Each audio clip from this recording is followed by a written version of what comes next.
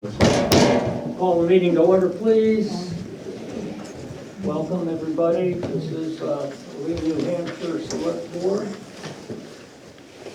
2022. This is our first year, 2022 meeting. Anyway, welcome, everybody. This is also a public meeting, as well as this for meeting. We'll start the meeting. I will turn it over to Andy Robertson, Town Administrator, and we'll start going through budget presentation. Thank you. Very good. We've got revised budget worksheets.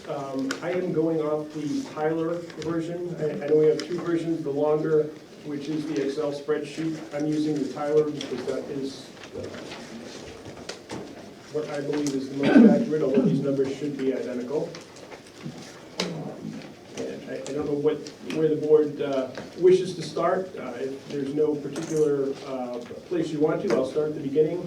That being with the BOS budget, as you're aware, there's a $2,000 difference here. That being a temporary employee line.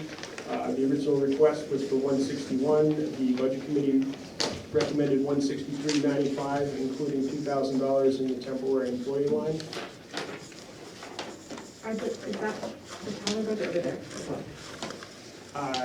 Yes, and I can work off the one I have in my folder if you Yeah, want. I think I'll grab one, I just didn't realize. Do you have extra coverage? I thought I could grab it. Tyler's, yeah. All right. Thank you. Sorry about that. And 16 different copies of it. All right, great. I don't know if the board had a recommendation for that first section, beyond what you recommended.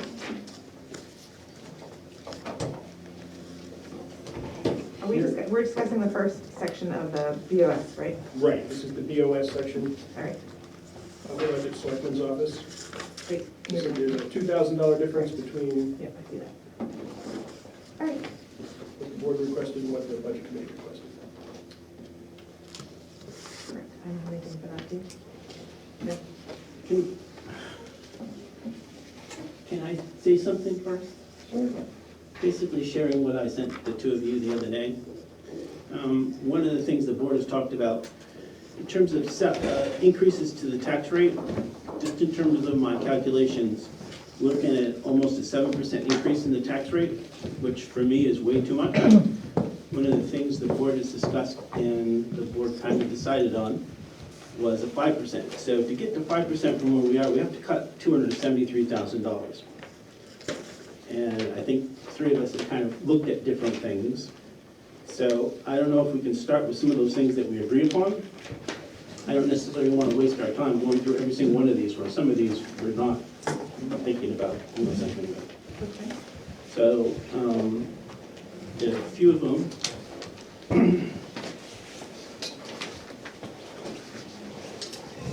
Biggest one so far, at least for me, is reducing the highway department paving budget by $50,000. I think we kind of all three agree about that. I don't want to put words in his mouth, but I know one thing that I had done on a previous select board with the highway paving budget was reduce it by a large amount and then put that amount in as a warrant article, so if the town felt strongly about paving, they still had the option to vote for it, but it made a significant dent in the operating budget. I suggested that as well. I think that's a great idea. that's fine. Because that way it's something that people can choose to do and we can pick off. And with the rates being higher right now, it might not be the best time to be buying as much paving. I think any of those particular things, so we can give people options, So it's because, oh, I'm sorry. okay. Because at the moment, two of the three board members are comfortable with 5% increase. I am not. I don't I'm think lower. comfortable. Okay. Two of the three board members voted, how about that, for a 5%. I'm uncomfortable with that. And the issue I'm going to have is that unless we cut people or services, we're never going to get down to that particular level. So I think we can go and cut $2,000 here, $1,000 there, but 273 is significant. The other thing that we have, there's a proposal from the fire department for putting in a STEP program, which would increase that by 42,000, our estimate. So instead of looking at 273,000, we're looking at the combination of those two put together, which is close to 300,000. So I do not see any nice way to get there. So with that said, I think the first thing we can look at is that paving. I don't have any problem putting it as a warrant article in terms of the difference. But that's where I am. I just want to respond real quickly, and then we'll give you a chance to talk too. Again, I don't think comfortable is the word I'd use to describe how I feel about a 5% increase. I think it's awful, and I don't want to do that. On the other hand, I've gone through this budget 1,000 times, 100 different ways, asking everybody I can think of questions. And when we start to cut things that are vital to the health of the town, I'm concerned. The reason that the budget is higher right now is because we have a new large bill on the docket that we didn't have to pay for last year, which was the new Daily building, the town municipal offices. That's a large chunk of change when you put in the maintenance, upkeep, electrical heat, and the rent. That comes to almost $100,000. And then we had an issue where salaries needed to be addressed in our town. And it is not fun to have a large new expense, but if we weren't careful, we were going to lose people. And I think one thing that I know for sure is that when you have people that are well-trained, great people, you want to keep them.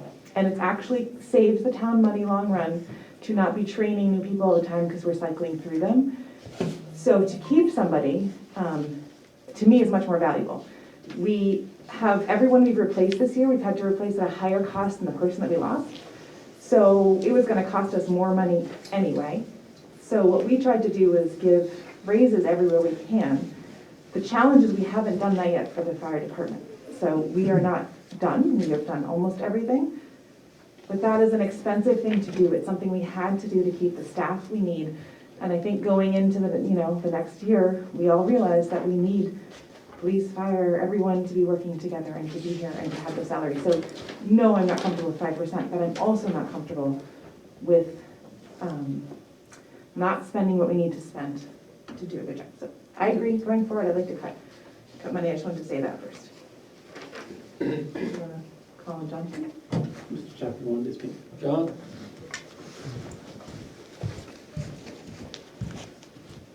John Tappan, 187 Stepping Stones Road, about cutting the paving budget and putting some of it in as a separate warrant article. I see several problems with that. First, it's not going to be obvious to the voters that there's a piece of paving in the budget and there's a piece of paving as a separate warrant article. Also, paving, the cost of asphalt is something that, although long-term it's always rising, from year to year it goes above that fit line, and some years it's below. So it's, I think, a good idea to do something like dollar cost averaging, where instead of doing a fixed amount of paving each year, you do some fixed dollar cost. It may be a dollar cost that gradually escalates along with the normal escalation of asphalt, but that would mean that when there's a bump in the price of oil and there's a bump in the price of asphalt, you're actually buying less asphalt at the higher prices. And when it falls below that line, you're then buying more asphalt at that lower price. Also, right now for the warrant articles for appropriations to town trust funds and reserve funds, there's already a very large increase in there. And that's, I think, another reason for not to take something like the paving and split it and put a piece of it into a separate warrant article. Good point, thank you. Mr. Bullock, are you here? Yes, he is. Is there a point where paving, if you do less of it, that you're paying more per mile than another point, and do you know around where that point would be? So like how far can you go down before it starts costing you more to do what you need to do that year? Sorry to put you on the spot. It depends on the roads, Okay, so some roads last longer than others. So like Hill Road and Wednesday Hill Road are pretty much just paved cow paths. Where a built road like a development has an actual road base underneath and it'll last 20 years before you have to pave it. okay. Where Wednesday Hill, Tuttle, Snell all need to get paved every 8 to 10. So it depends on the road and how it was built. But usually, once you start getting into 8 and 10 years on the non-built roads, is when you start having to, because they're so far out of shape, you need to put more hot top down. So is there, what I'm thinking is because of the exceptional year we had and the increases that we had this year, which we won't have new increases hopefully next year for, if we cut the paving budget slightly this year, then is there a point where we shouldn't cut it below because then we're going to be paying much more? You know, is there like a bulk discount or something that we should know about? No, So we said the more let's- you pave, the cheaper it is. Okay, so is that just an increasing line, or is there like a point when that happens? I think it's just an increasing line, because the more they can show up with one move and the more they can put out at once, the cheaper it is, because they don't have to move the equipment 5 times. And Okay. so like when they pave us, they try to come in and pave everything we have in 3 days Oh, okay, and leave. So we get a better rate because we're not moving as much, which is why we pave the way we do. We try to group the roads together so they don't have to move. okay. And do we have any this year that absolutely need to be done for the safety of? Tuttle Road is, so this year, Tuttle Road is being done. Okay, The rest of it, we were able to try to squeeze in the worst half last year. okay, The following year is Wednesday Hill, Okay. which that one is gonna need it. And when we pave Wednesday Hill, that's usually the only road that gets paved because it's so long. okay. And Tuttle is the full 250, or is that the, what amount is that? That's Tuttle Road and a couple other roads that were supposed to be done, and then that's also would include Wheelwright Pond, which we didn't get to pave this year, that was supposed to be paved. Okay. All right, thank you.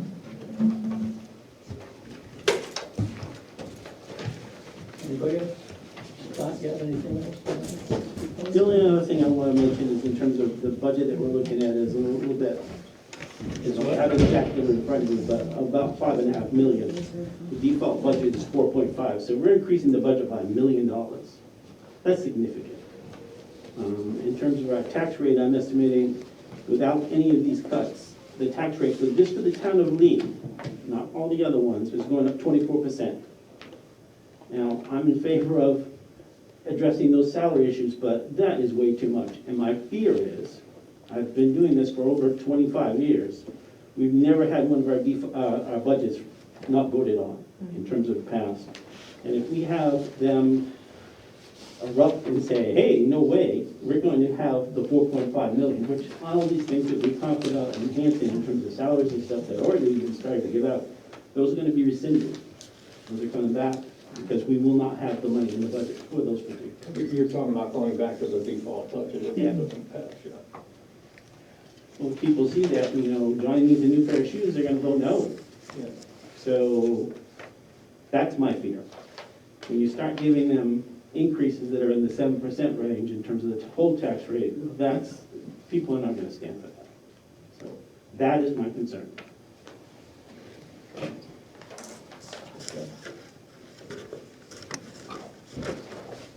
And in terms of when I went through this, I could find, without cutting people and services, about $158,000. That's it. That's where I'm concerned. I hear what you're saying, and I agree with you, but where is that gonna come from? Where, we have to start, That's why we get the big bucks, because Yeah. we're gonna have to start cutting something, Right. even to get to your 5%. And Right. that includes people. The biggest thing in our budget right now, in terms of a single thing, is people. And the thing is, this budget that's been presented to us has us increasing the number of people. So I have a problem with increasing the number of people, but also looking to cut people. I Right. think we should stay static in terms of the number of people that we have. With That would be my first goal. With regard to the paving budget, there was an initial mention that there were at least 2 members, maybe 3, in favor of reducing it by 50,000. Is that still the case? Um, I'm just trying to keep track to keep the budget accurate. Absolutely, I don't know if that's enough, if we are dealing with these kinds of numbers, is that enough, or is that something that we should be flexible with? And I guess that's why I was trying to figure out, is there like a sweet spot where we, can cut to and still save money, but it doesn't seem like it. If we're meeting again, because as this process goes, whatever we decide tonight isn't it. Absolutely. We have 2 more meetings, so if we say, yes, cut 50,000, and then we get to the second meeting, and, oh, no, we don't have to cut 50, we cut a little bit less or something. Right, Or email on the other side, we need to cut a little bit more. Right. I don't know. okay. Well, it seems to me that we might be in the position that we have to get down to a number. Yeah. Right? We have to get down to a number. So we're obviously gonna have to have a separate meeting to say how do we get to that number and what's gonna be cut? Is it gonna be people? Is it gonna be services? Is it gonna be, that's what's gotta be done, so. So that's what this, right now, that's what this is. Well, that's fine, and we start on a list, is it gonna be people? I mean, it's, you can't just sit in the room and say, yeah, take 3 here, give 2 there. Right. I mean, Well, that's gonna. Yeah, that's what I said at the beginning, because we can nickel and dime these departments, $1,000 here, 500, that is not going to do it. Right, I exactly. think we Plus still need it's- to go through and make sure we've done that, but I think there's a Yeah. lot of other places we need to do things too. The other thing is, one of the things that I think, Katrina, you brought up is, have each of the department heads come up here and say, what could you do without? I've Is it- had a discussion with each one of them about that. So, I don't know if that will get us to the particular place, so. But yeah, just for everybody knows, this is not fun. No, We are not having a fun time up here, just so you know that, so. but I want to say this too, this is, in the end, we're all just people that live here. And if anyone does have an idea, we would really love to hear it. I think that it's important to have these conversations. I know somebody mentioned cell phones coming from different places. Just, have we verified that every expense on there is not included? Like, we had a bulk cell phone. And that's one of the things that I hesitate to bring up, given your Right. discussion, but the Budget Committee had recommended 0 for financial administration cell phone lines. Right. We have a dozen cell phones coming in, we should be receiving them tomorrow or the next day, that are going to need to be paid for, which is why that $4,500. But it's not for all the departments, those are for all the different departments. And those That's are, pretty much for all different departments, yes, but so can they come out of the line items of the departments where they are now? they do Okay, with regard to police and fire. okay, The others, they don't. I think they are centered in that line. okay. And for the most part, the communications and telecommunications and internet budget that we have, Back Bay Networks is a big chunk of that. $2,500, $2,600 a month for their services, but their services are fairly diverse. They do our IT, they do our computer recommendations, the video surveillance, meeting recordings in all town buildings. Tyler, the municipal finance software, is another big expense that we have, as is Avatar, which is our assessing software, and there's also the tax billing and reporting side of that. It's an additional charge. All right, Comcast provides our internet, static IP addresses, all the town buildings. Consolidated Communications is one landline for emergency operation centers. And then First Light is the POTS telephone service at the fire department, the police department, Public Works, the recycling center, and the town hall for the alarm. And POTS is plain old telephone service. Which we need in case of cell tower and stuff. Right. Andy, can you, one of the things, and I'm loath to bring this up because it's a possible ad, but the number in financial administration for the computer hardware, did we ever get a number updated from Back Bay in terms of what that is? Because I've got an updated schedule. And it was complicated a little bit because the police chief said that he might be able to pay for a significant portion of the police department's server. And I don't know if that's still the case. I can comfortably pay for half of it. Yeah, let me see what I've got for. But that's this fiscal year. And we're talking about next. So then you wouldn't have to purchase it. I had that in. Right now, the department had asked for 10,000, the ABC said didn't get an updated number, so they put in 0. So, If we did, what I had talked about with Steve is his recommended plan, and include, this would be the police department in the '23 budget, not doing it this year, we'd be looking at about $21,000 total. so And that would be the town office server, the police department server, and replacement of 6 workstations. Monitors should be good. so how much is the police one that we're potentially doing this fiscal year? He told me to use an estimate of around $7,500 for both servers. Said that the police was priority, and that depending on supply chain issues, it might be a little higher, but So like, So it's 75 for both, 75 each. each. Yeah. so you can pick up half of the half? Okay. So we take 3750 off the 21 to get us to 17,250. Yes, and everything at this point is functioning. We've gotten rid of the Windows 7 machines that, the ones that were locking up, that sort of thing, are gone now and replaced. We made 3 changes. So from the ABC budget, which I just gave you numbers, that was, now that's an add of $17,250, which made our problem even worse. Yeah. Can we stop adding? He's running the meeting on me. Chief? At the last meeting, I had mentioned possibly using some of the special duty line item to offset the cruiser. We've been working a lot of details, the guys and gals have, so I can check with Joanne again tomorrow and see what that number's at. Might be able to just purchase the whole server out of that and still have enough to help offset the cruiser.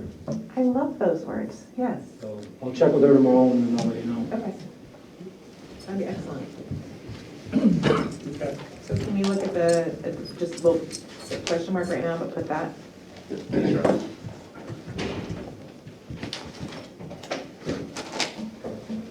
ahead, please. Ms. Rossi? So I just have a couple things. One, if we get town-issued cell phones, out of my line item, there's $720. That would go away. Yes, thank you. However, I'm not comfortable with the cut from the legal line item from 25 to 10. I checked with Andy and his legal line item has been suggested to be cut too. So I just want to explain my legal line item pays for any building and planning legal expense. So currently, we have the 2 road easements that we're trying to procure, James Farm and Decato, which legal expenses is paid for out of my line item. We still have the other ongoing James Farm legal issue that comes out of my line item. The fire department has 2 possible pending litigations with two businesses in town that could potentially be going to court, the lawyers sending back and forth letters to their attorneys. And I have a possible new enforcement from a zoning board variance that was denied last week. So if financial administration's wasn't cut and mine was cut, only $20,000 for the whole town, I don't think is gonna be a lot of money. I don't know if in September, if I'm going over, is there another way to get at some money? You could certainly transfer it from ones that have money left in them, but. Right, but my budget's kind of tight on that, so I didn't know. I think in the years past, we got it from contingent? No. We don't have, well, yes, we have an official contingency, but years past, we had a contingency. Yeah. So I just want you guys to know, all of you to be aware that Yeah. 10,000 might be a little tight. but I did give you 720. Is there a number that, does it need to be the full 25? Like if we went to 15, I would feel more comfortable with 15. That'd be great. Yeah, and we had initially put the town legal expense general at 17.5, and the board had made an informal recommendation at the last public hearing to knock that down to 15. Yours to 15? Okay. I So think it's 25 total. between the, Oh, 15. but if you go, if you up Right. ours to 15, you know, I'd love to say that all of these issues are gonna go away, but when they go away, something takes its place. Now we're dealing with properties, you know, that were built in the 70s and 80s and businesses that haven't been in compliance for a long time, so that's that. And then the fair fund, it's $4,000 currently in there for fireworks. Historically, the town put $7,500 in there. I don't mean to be greedy or whatever, but the fair committee met today to discuss this, and we got a quote to have the same display that we had last year. Due to the increase of everything, like everything else, it's up to $8,400. The fair committee requests that the select board please put the $7,500 on the ballot, included in the budget, and the fair committee will pay the rest. But technically, I'm sorry, Ken. No, so Karen Rossi, you're just giving me 2 ads, I'm sorry. okay? I'm sorry. No more ads. I'm looking through, I'm sorry. And I appreciate all you're doing. I live in this town. I really appreciate it all. There are some things that, In past So- years, the fireworks used to be part of a warrant article, is that correct? I mean, no, for it's that in the budget under the rec commission, Right, and Larry just submitted the 4,000 as a placeholder. but didn't we in the past, I remember voting on it in the past, no? I think it was like the first year. Yeah, and then it's also something we could do a fundraiser for. It's just, we don't have anyone that has that energy, I understand that, but that is an expense that is enjoyed by a large portion, but not everyone and not necessary. Correct. And we're talking about cutting necessary Yep. things, so it's possible we could do a fundraiser Yep. for that. Yes. John?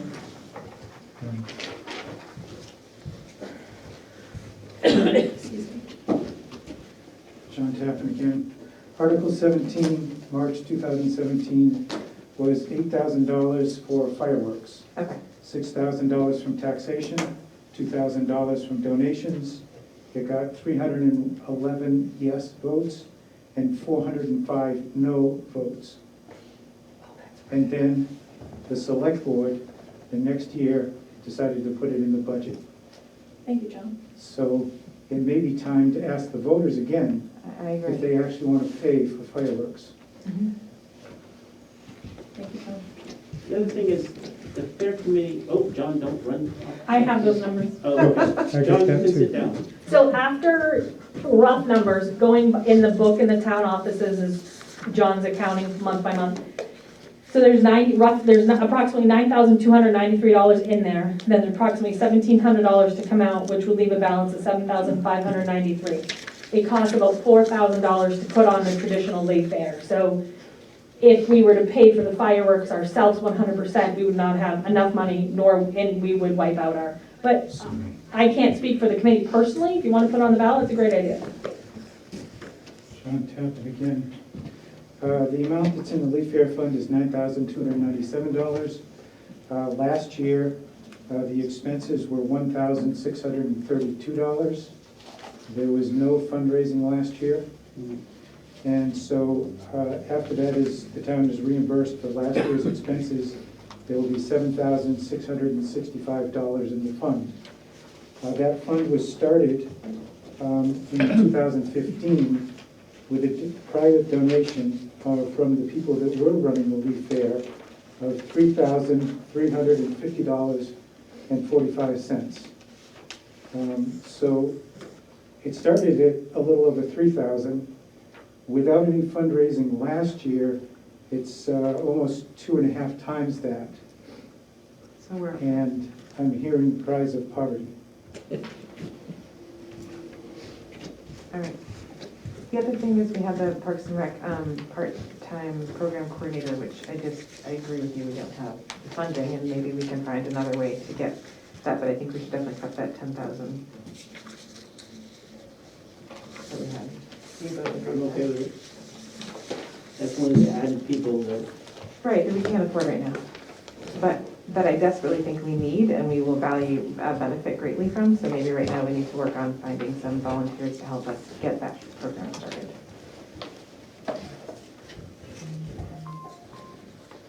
So that brings the Parks and Rec budget down to zero, right? On the select board side. well, they still got $9,800 and Not if we move the fireworks and the nuclear, right? we should get $9,800. But it was, okay, but, The ABC did zero it out.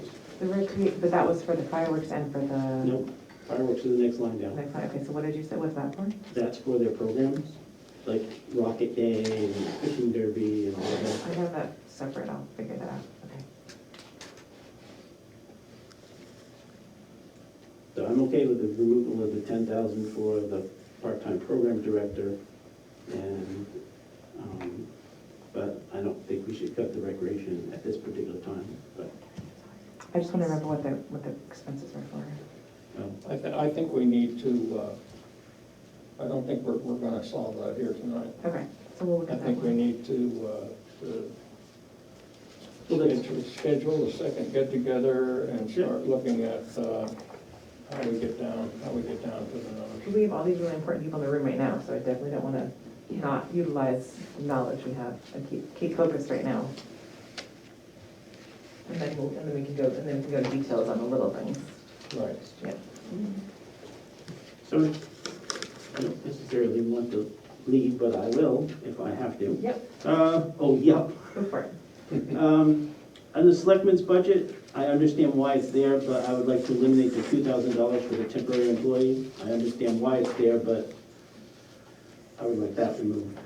We haven't used it for years, but I agree. We have used Well, it. Yeah. with the changes coming in, I think that's why it was there, so. Yeah. Andy, what you need is one of those little tote boards that tells us how much we're close to our goal. So, Well, I can, I'll Thermometer. get some measurements. Thermometer. Like an opposite I of can a. use the chalkboard again. Yeah. Likewise, in the town clerk's tax collector's office, I'd like to get rid of that $2,000 that's in there. I'd like to leave them something, but, For oversight? yeah. What are you gonna have them not? Oh, because it hasn't been used in you? No, it has been used a little bit, Yeah. but We used a lot last year. How are they gonna have less? work within the time that they have. I don't think there's a lot of weeks. Well, this year's approved budget is $300, so obviously the 2021 was an aberration because the actual in 2020 was $342. Is it because of the changes in the tax? There was a lot of elections last year.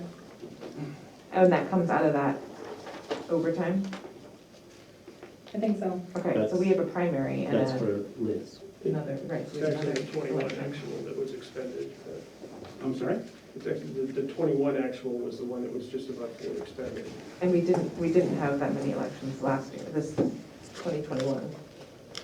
2020 we did. Okay. I'd like to reduce it to $500.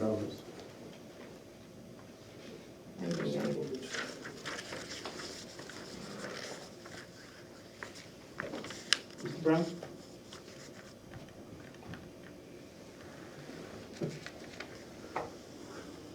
Mr. Brown says, all right, so I get that to 500.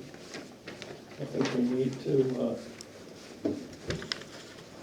we need to regather the troops and start going through the numbers again and see what we can do. Next one I had, Andy, you Or we were, just back off and go to the default budget.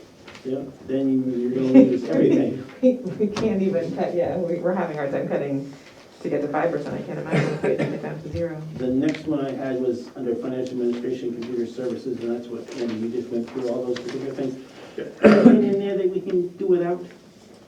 Well, I think the line that I would look to, yeah, the 45,000, that was one of the reasons that we had talked about 45,000 was there was discussion about going out to bid on Back Bay. We've had the Back Bay contract for 12 years. It's never changed in price. It seemed pretty clear to us that if we went out to bid, we were likely to get a higher bid. We also expected some increase in cost, but I think we could certainly come down. Right now, we're online to spend about $35,000 this year as we're set up. So if we're not going to make any changes, I think you can drop that from 45 back to the 35 or close to 35. A reduction, yes. Hey, nice job. Yeah, that's $10,000. Look, you gotta keep going. But I am still looking for that $4,500 for the cell phones. What line? Oh, that's third one down, or second one down, which one? Second one down, Okay. That's an ad, we don't like that. there's a line there with the code, so Joanne smoothed it over. I have a cut for you. And not to step on your toes, because, under assessing tax map updates, we switched companies and we go with CAI Technologies out of Concord. Yeah. And our update should be under $600 this year. So if we gave you 600, that would Yep, be to- fine? from 12 to 6 would be great. All right, Thank you. thank you. It's on page 4, top of the line. Second one.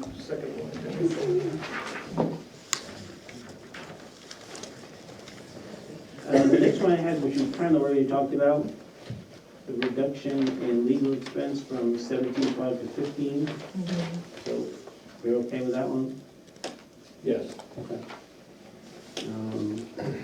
The next one I had, under personnel, under health insurance, the 413, 411, anything we can do?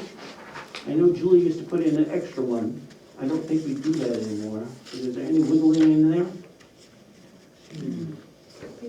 4, halfway down. Not that I'm aware of, but I can certainly take a look at it again. Okay, can you do that for us? I can.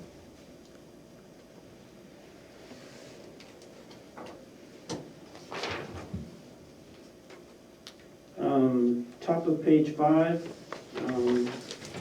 this is how deep I'm going here. Personal administration, special awards, and student membership, I'd like to cut both of those to nothing.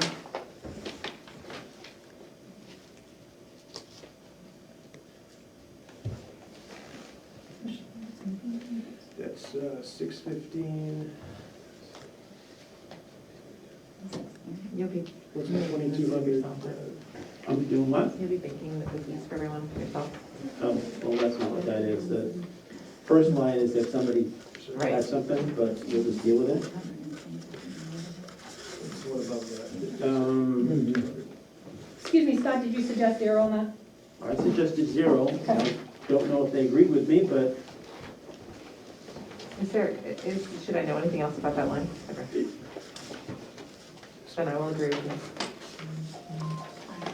You were so popular tonight. You were so popular tonight. is that him? There's a fan club over there. Yeah, I put mine off a while ago. That's Tinkerbell. All right.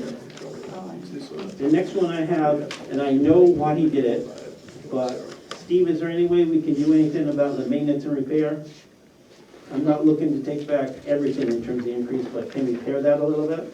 Maintenance and repair, Yep. 38,000. yeah, you can take some back, I don't even know if what I put forward is gonna be enough once we get into some of the stuff, but, yeah, you can take some back. Can I, back on page 5.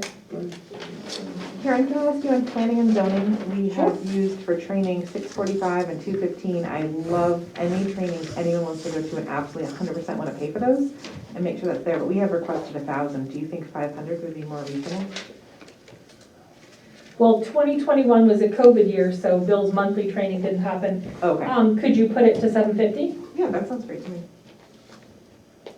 One thing I might mention too, when you're cutting lines to 0, if you think there might be some value to using that line, you might want to leave it at $1. Okay. So we could move, if there was money available, you could move it into it. Perfect. If you leave it at 0, you can't move anything into that line during the year. Oh, well, that's 750 instead of 1,000, so it's good. Thank you, Karen. Welcome. All right, back to maintenance and repair. page 6, halfway down on. So, from what I gather with the budget, the 19,000 that was put forward before my time was essentially to pay for all the furnace repair and maintenance, the pest control, and the elevator, and it didn't leave any money left to do anything else.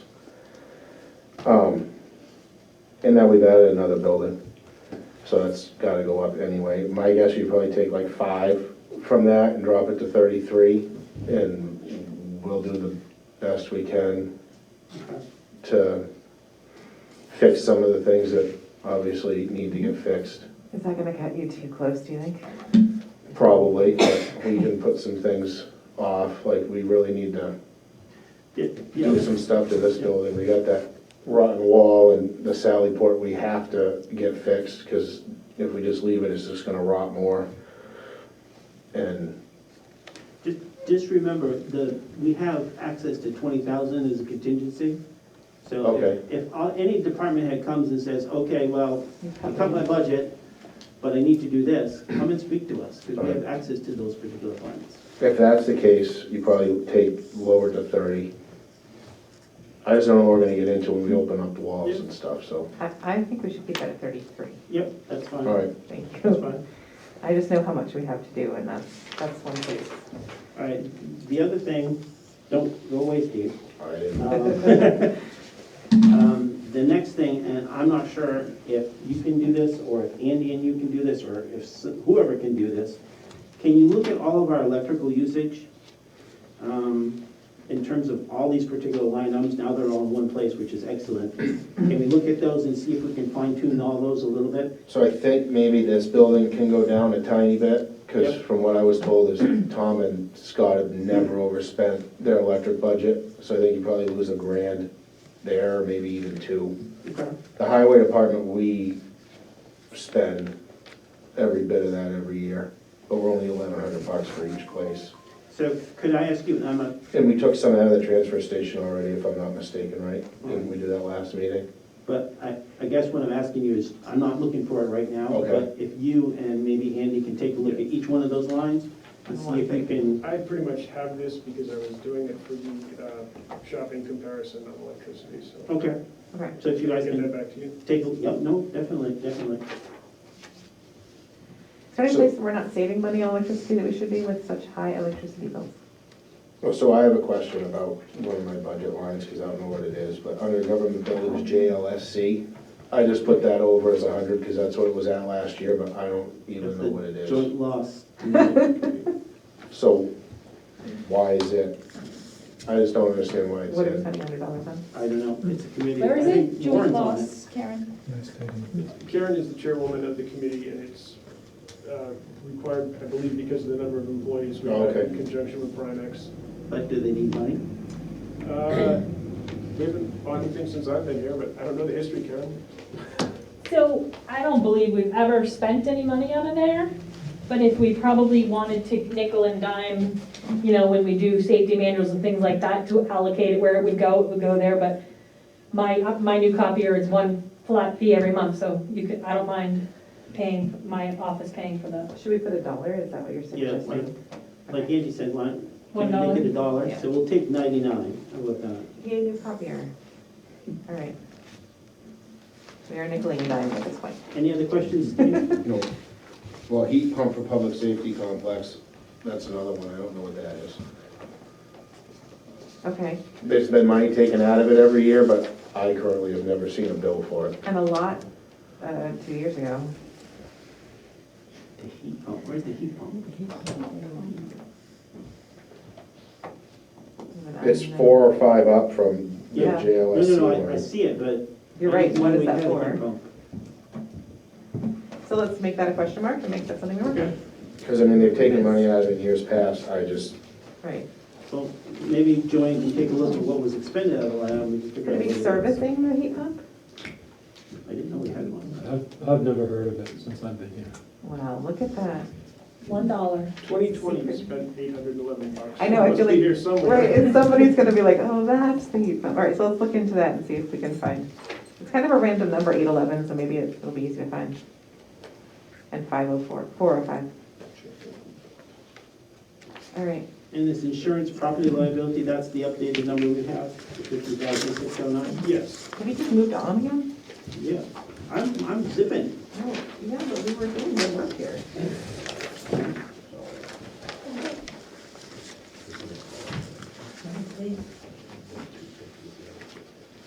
And then we get to the police department.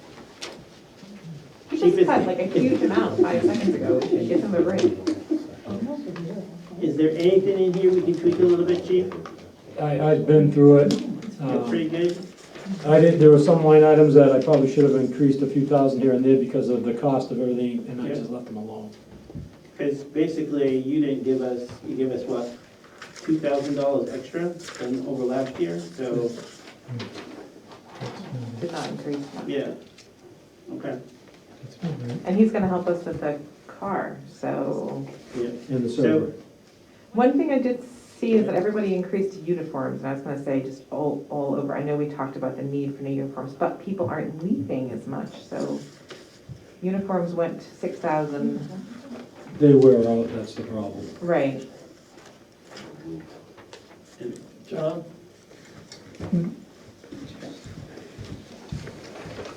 When you look at the totals for departments, you need to look at what was taken out. Remember heat and electricity? Oh, yep, That's true. good point. All right, anything else in there? The cell phone, the $3,800, is that still coming out of the police department versus? The police and the fire have separate cell phones from the other employee cell phones that were ordered, yes. And wanted to keep them. Separate. All right. All right. We're on to fire, page 9. Well, I wrote this up too.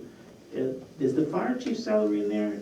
The number that was Yeah. requested and the one that ABC had, those are two different numbers. So we need to get So I back don't to know the which right one is number. right. I It's the believe, DHS request. the DH request, I believe, is, Yes. So at least for my calculations, that's an add. It's a 40, what is it, 6250? Well, if you're starting from the, it was based on the increase made last month.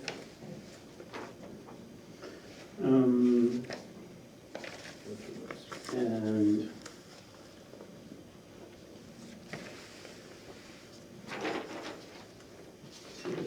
the increase in the firefighters' wages, is that including the increase we discussed, or is that already previous?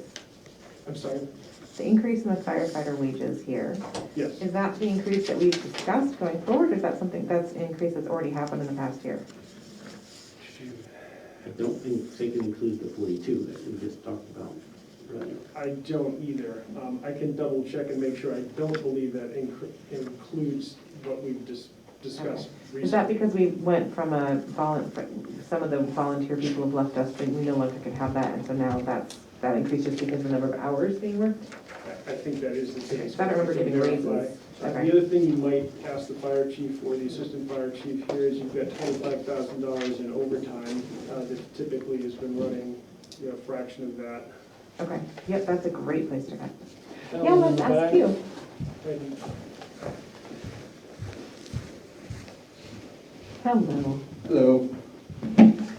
So, some of the line items have been shifted over from, like, the full-time lieutenant's wages.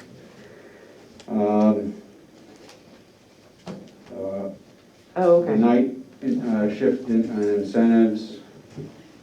Those items have been zeroed out, and that money's been moved into Popped up, the full-time wages and overtime. perfect. The overtime has been upped because currently we're overspent and overtime shifting to our new schedule. So he had to bump that up Okay, to cover vacations, sick leave, and personal time.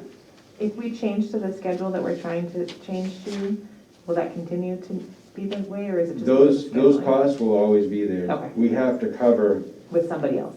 We have to cover sick leave, we have to cover vacation. Okay, So the overtime is gonna be higher than it was previously because of this new schedule. Yeah, you're about $1,150 Overspent. overtime right Yep. now. all right, thank you for helping us understand that. And yeah, you're right, I see the zeros there. But the other line items that we no longer carry in wages, those items have been shifted into the part-time and full-time firefighter wages. Great. Thank you for helping us understand. What did we decide on paving and asphalt? We're removing 50,000 and might put it in the sector? No, we're just moving 50,000, Okay. unless you guys both wanted to add it. The next thing I have is, and I need a clarification. I'm not in favor of it, and I know who needs it. I'm not in favor of having the part-time assistant in the fire department. I agree with you. Before we go over there I'm though, sorry, which part-time? The new part-time person to help Steve. I agree, as much as I want that person to be there, we cannot at this point add. So that's the highway administrative assistant? Yep, and there's $2,000 put into personal administration that needs to come out as well. So that person, Casper, did the fire chief get to you about the EOC? EOC. No, I was gonna finish the things we talked about over here, but yes, no, Leah, go ahead. So I believe, and I will double check with him, that we discussed that we could cut 2,000 from the EOC supply line item. Beautiful, thank you. Oh, okay.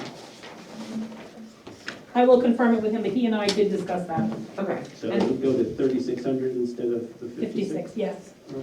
I also know I discussed with him the possibility that if we're at this nickel and diming place, that he would prefer we cut it from uniforms and from other places. We could cut 2,000 from the fire department uniforms. Okay.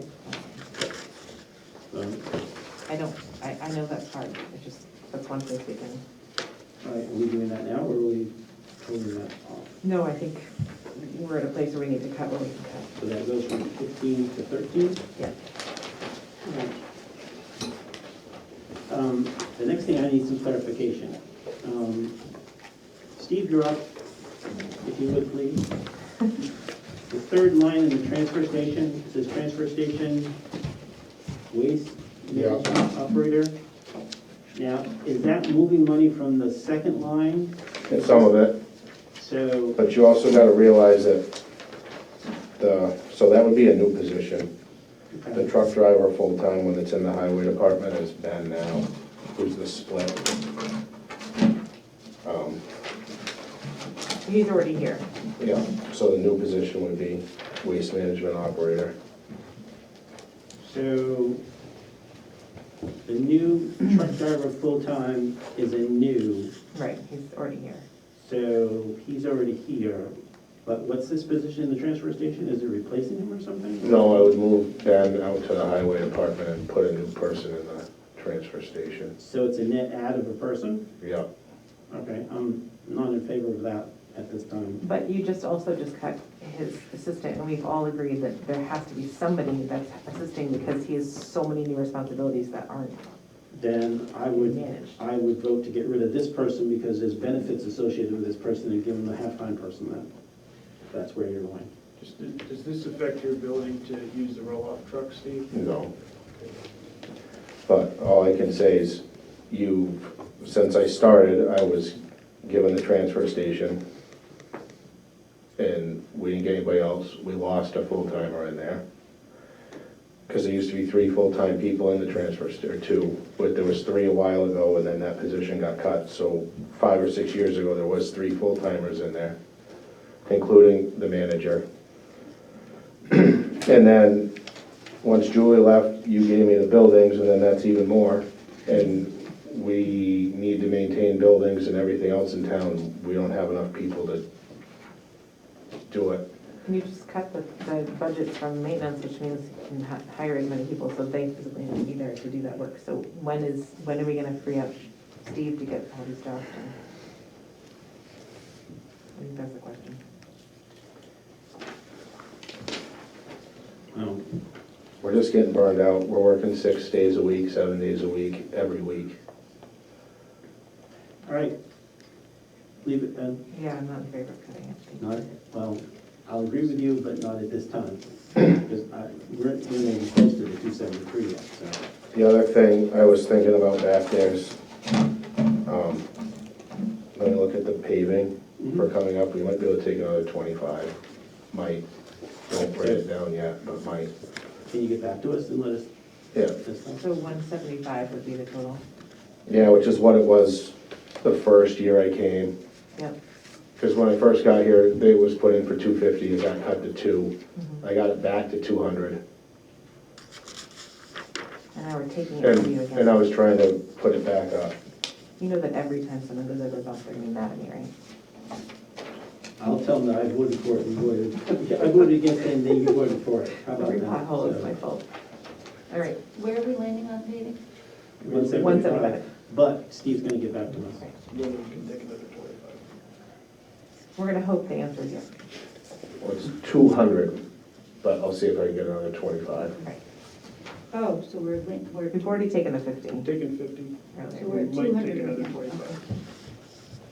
And did we keep both the part-time and the No. full-time person? We kept the full-time and got rid of the part-time. Oh, Which includes. And Steve, you can't, that can't be a part-time person for that job. It needs to be a full-time person. Yeah, it really does. Okay.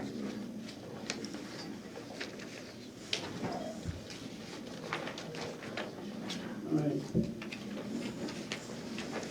I can propose a controversial cut, but it's gonna involve a vote. Okay. And you can lose 8,000 from brush grinding if we burn.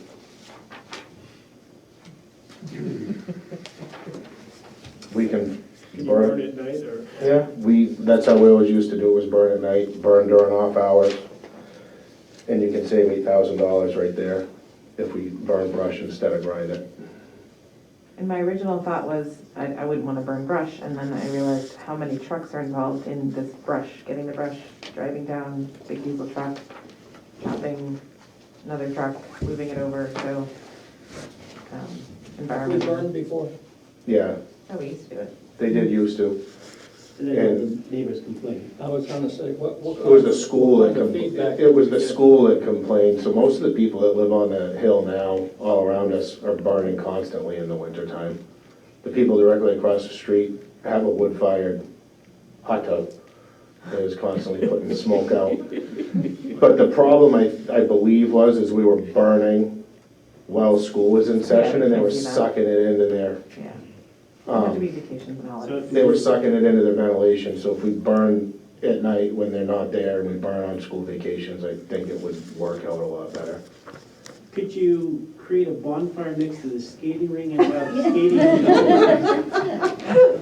Because then you kill We'll two work birds on with that. one We'll stone. work The school complains now, and we're just gonna put it closer to the school. But burn it when they're not there, though. True.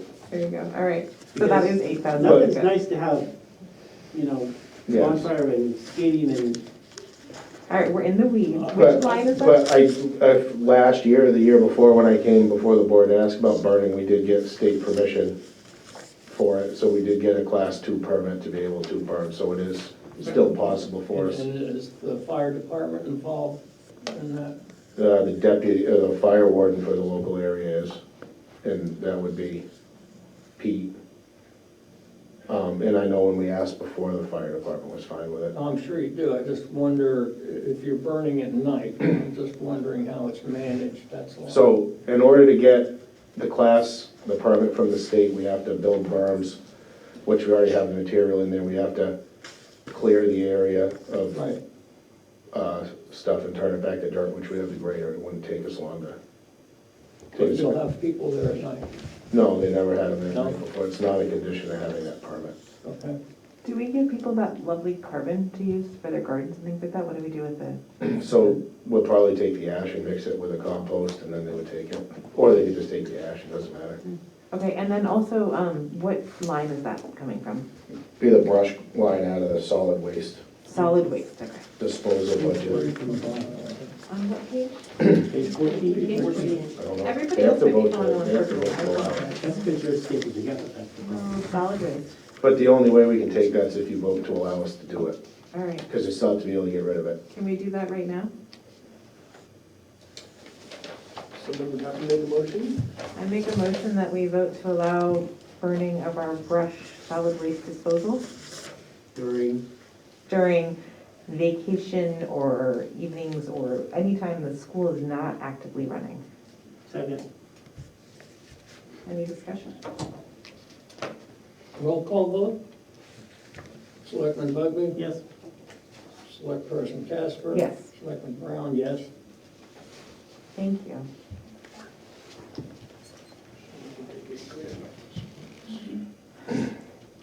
I didn't have anything on the next few pages. On page 16, I'll be crucified for this, but I want to cut the 15,000 for oyster reuse. I will second that.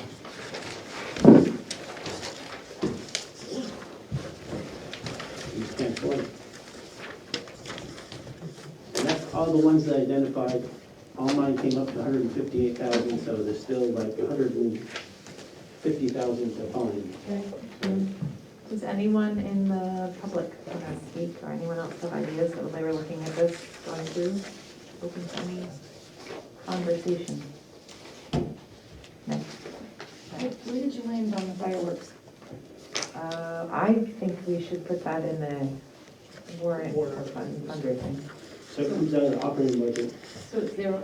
zero out the operating budget, and then it's a warrant article. I personally think, in terms of the funding, that the warrant article should also stipulate, I would like some of the money to come out of the fair fund. Not all of it, but some of it. Come out of whose fund? The fair fund, the, So please correct me if I'm wrong. My only issue with putting it on a warrant, I don't like fireworks, so I don't care. If it's voted down, we can't fundraise to have fireworks, correct? Right, so if You it's could- voted down, the town is. You might want to, well, no, the warrant article would override that. I was going to say you could leave $1 in there. Yeah, no, the warrant article would be The okay. I warrant article think would kill the purpose, so. Right. It's one of the most controversial things we do. The people that go love it, and they have a great time, and they really enjoy it. People that don't, we get a lot of email about, and they're very upset, and I think maybe it would be wise to allow the public to decide that. On a vote. well, just the people that come to vote will decide. Mm-hmm. Right. So, So if it's voted down, we can't even fundraise to have fireworks, Right. no means no. right? No means no for that year. Correct. Next Okay. year you can come back and do whatever you want. Is there any figure that the board would be comfortable putting in the operating budget? We could just not put it in the operating budget and make it a fundraising issue. Oh, I see. So that you could just say, we're gonna take it out of the operating budget, but I- fundraise, and then if people want the fireworks, those Don't have a people warrant can help. article, leave $1 in the line. Yeah, exactly, and then those people can come and work together to raise that money. I don't know if we could raise all that money for fireworks. I'd be willing to fund some of it, but not all of it. Okay. And also, my comment is stipulated on the fact of how far can we get this down? Right. Agreed. So, So can we table that and we're another fair meeting this week? Yeah, Okay. and maybe some of the money that's been building up could go towards, we could say, if you can raise this much for the fireworks, then this much can come out of that. and since you have multiple hats that go along with your tiara, since you're on the rec committee, I know the rec committee has a revolving fund, could they donate some? Okay, great idea. Can I just get a sense to bring to the fair committee how much this board might, okay, What'd you say? She and I have a special, Yeah, but she's Special what, asking me language? four, I didn't say I'm that. sorry, Yeah, the okay, special, I'd be okay with 4. The total is, that's you, so the total That's me. is 70, for what? so the exact show that we had Okay. last year is 84. okay, Doesn't mean we have to do that. okay. If we could get a sense of what this board would support to put in the operating budget, I could go to the fair committee on Thursday and say, okay, this is where we're at. All right, Well, I'd like to do that after we see the results of what we've done tonight. I don't know, but she needs the numbers to take to them. Just a rough idea. Yeah, I think I'd want to go a little lower than Well, 4, roughly the fireworks are what, 8,000? but, 84. But we don't have to have the same show we had last year. We could scale it down and it would be less money. Right. But if you put it, so if you put it on a warrant article, that warrant article fails, we can't have any Right. fireworks, regardless of if Scott decided to fund the whole thing himself, we can't have them. You've got Well, that ain't gonna happen. You've got $9,000 in the lead fair fund. Without She's before not taking up comfortable this with year's 4, she's expenses. comfortable with a And little you've bit got more. 11,000 in the recreation fund. So could we say, But we also pay for- Can we say half? So, how about we could say half of what what the amount is, and that way if they want to fund it down, then they can fundraise less, and if they want to get that full amount, then they can fundraise more. Does that work? I'm okay with half. So 4,200 max. Yeah. As of right now, you could possibly, I just need a number for No, Thursday. I think that's reasonable. Okay. If that's being matched with fundraising. Okay, thank you. So you just increased the line item, No, it was, 4,000. Well, oh, that was just a placeholder anyway. all right, but that's a good point. So I was thinking we meant from the account where we already had money, instead of from the new budget. Are you saying from us now in the budget? That's or what she was asking us. Yeah. Oh, I thought you meant from the amount that we had in the Well, beginning. the number in there was 4. All right, yeah, I don't want to go above that. Well, you just. I did just agree, but I appreciate, I was thinking it was coming from the other different Well, fund. That's a difference of $2,500, $250. Yeah, which we just cut from a lot of people. Yeah. All right, 4,000 is fine. let's go, yeah, let's go with 4,000 just because it's the amount. 4,000. Thank you. Anybody, any comments from the, Do we have, Denise, what's our running total of cuts? Do you have that? Does Andy have that? Does somebody have that? I have all your cuts listed, I have not added them up. maybe we can discuss them soon. Do we want to call Mr. Tappan? I don't know. I'm Are not we- ready to meet it. Are we still gonna talk about capital reserve funds? Yeah, those are the next ones. Okay. I don't know if anybody else had anything they want to address. though. Let's ask Mr. Tappan what he. John?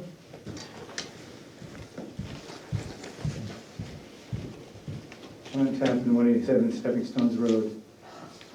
So I just want the board to clearly state, the line item was $4,000 for fireworks. They decided to take it out, and now they've just decided to put it back in Yeah, Possibly. at 4,200?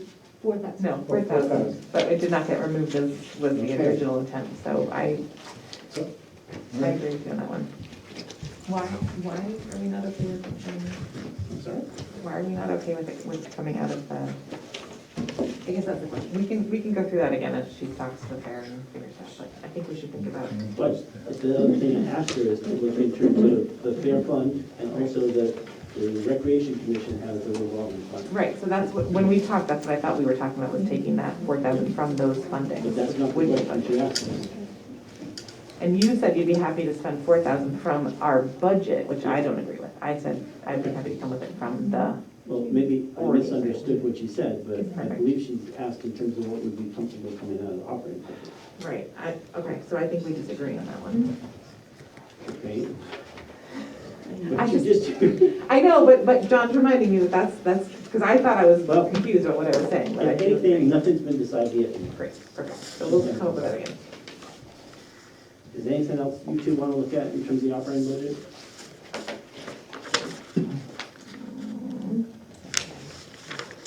You moving on? Yeah, I think we can do that. Yeah. Oh, what is the conservation request? Oh, that's for the bridges? Bridges and the other stuff that they do. Perfect, okay. Want me to get, is Bob Smith here? We're No, we're not done. still have more. Yay. We still have more. Still have more. Huh? Yeah, now we're gonna do So, the Andy, if you could give us, capital reserve. excuse me, the total that we've got in terms of cut tonight so far? I think we're working on it. Right. What about if we start a discussion about the capital reserve while they're adding? We can, but they have to pay attention to that too. Denise is adding, so I can, So Andy will pay attention to They're these for that. superstars. I have faith. Okay, I just don't know if I managed to get everything. well, you get us in the ballpark. I circled everything we talked about too, so I can verify it later, but ballpark, yeah. So in terms of warrant articles, I would like to change number 3. Okay, I would like to leave the income limits where they are, and I'd like to change the 3 categories and increase them by 25%. So the 174 would go to 217. Oh, should I what, wait? no, keep going, I just didn't grab that draft. The 210 category would go to 262,500, and the age 80 and above would go to 337,500. Where did you get those numbers from? I took the existing numbers and increased them by 25%. We were already in the top, Yep, and now you're increasing on top of that 25%. yep. I'm gonna not agree. Okay, well, the rationale is we reassessed everybody. Right, The rate went down, right, but we did not increase the valuation. right. And the average evaluation went up 54%, so I'm looking at a little less than half. Okay, but these numbers were already incredibly inflated Yes, compared to every other town around here, so and every other town around here is looking to increase them because they're in the same predicament that our elderly people are in. okay. So I'll propose a 10% increase. How about you, Mr. Brent? What do you think? What do you think we should increase these by? He's saying Increase 25. it by? Yeah, he's saying that we should increase by 25%, I think 10%.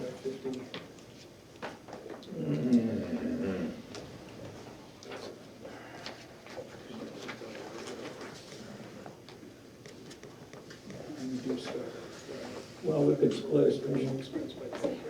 Yeah, I just think it's interesting that we're sitting here trying to cut pennies, nickels, and dimes everywhere. We're giving an enormous tax credit to one group of people Yeah. in our Well, community, which I appreciate and I understand a fixed income, but somebody who works a full-time job has a fixed income as well. And so I think it's just to make us in the top, like, 5 towns of New Hampshire with split it. people not paying taxes.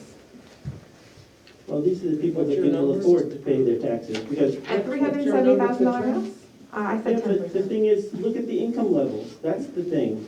Yeah, These people don't make tons of money, and they have the house they've lived in for 40 years, and now you're having them to pay the taxes just because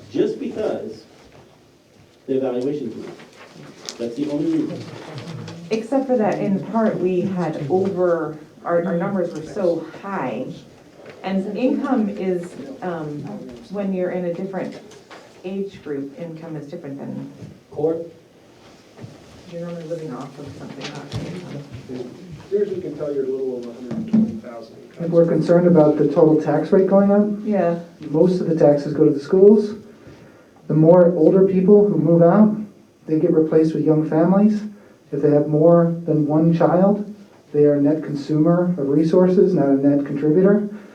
So our tax rate would go up from the school. I think my math is right on that, depending on the cost of the house and everything like that, of course, but you're moving in more people who are going to raise our school taxes. but if they're not paying taxes on their house at all, they're not paying taxes at all. So then that's not, that person comes in with a kid, yes, it's a net, but it's not a negative, it's not a. Oh, yes, it's a negative. It's a negative It's a because of the negative. amount that we pay per student of the Oyster River School District. Yeah. So unless you're living in a very expensive house, your There's a neighbors few are delay that, yeah. helping you send your kids to school, which is great, but if the math goes in one direction, Yep. So if they have 2 kids, we're losing big time. So the more that you can keep these elderly people in their homes in the town of Dayton, Right. you're basically saving them money. And I'm not disagreeing with that in any way, and I am not somebody who's like, oh, let's be mean to people. That's not what I'm trying to say. I'm just saying, we were in the top, what was it, 10% of the top 10 towns? Yeah, for the 80-plus exemption, we're in the top 7. For the 75 to 79, we're currently ranked number 4. And for the 65 to 74, we're ranked number 5. And we have how many towns in the state of New Hampshire? 274. Somewhere around there. So I'm just saying, I totally appreciate what you're saying. I'm just saying, what we're doing is we're sort of evening ourselves back into a reasonable level as opposed to like the winner of the award of a great deal. So that's why I agree. I want to give people as much of a break as possible, and I 100% empathize with the experience they're going through. We have to find a way to not be the town that's so overboard. So we wouldn't have this problem if we didn't do the evaluation. And that's the only reason these people are having this particular issue. Some of these people haven't paid taxes at all in Yep. 20 or so years. And the story that we got from India is there's a lady who hasn't paid taxes for 10 years, and she doesn't know how she's gonna pay her tax bill because she's on a fixed income. Then that's something we could discuss individually with that person. I understand that. Yeah. There's a hardship abatement, which we told them about those Right. particular things, Right. so. But other towns are looking at this because they got caught off guard, just like we did, or at least just how I'm thinking in terms of we made changes and we affected these people. And if I was totally being equitable with these people, I would propose to increase it by the 54%. And I decided to go halfway, so. That's assuming that those were appropriate prices originally, then I would agree with you. Well, you assume they're appropriate this time too, but I'm not sure. Some of these people's assessments went up significantly, so. Got that Okay, right. what do we want to do? Those people just retired and the taxes went up $3,500. Exactly. Jimmy, do you want to speak? Yeah.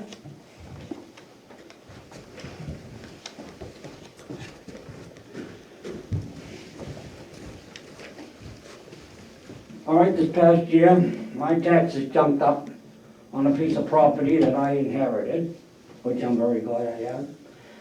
I've owned it for, I believe, a little over 10 years, and the taxes went up this year on that place, I believe, like $2,100. I'm not griping, because taxes went up on that. What really made us very mad is the land value jumped up considerably. I have 30 acres across the river that is in easement and so on. There's no access to it. There was a chance to put some access to it when he was alive, but he did not do it. I had no control.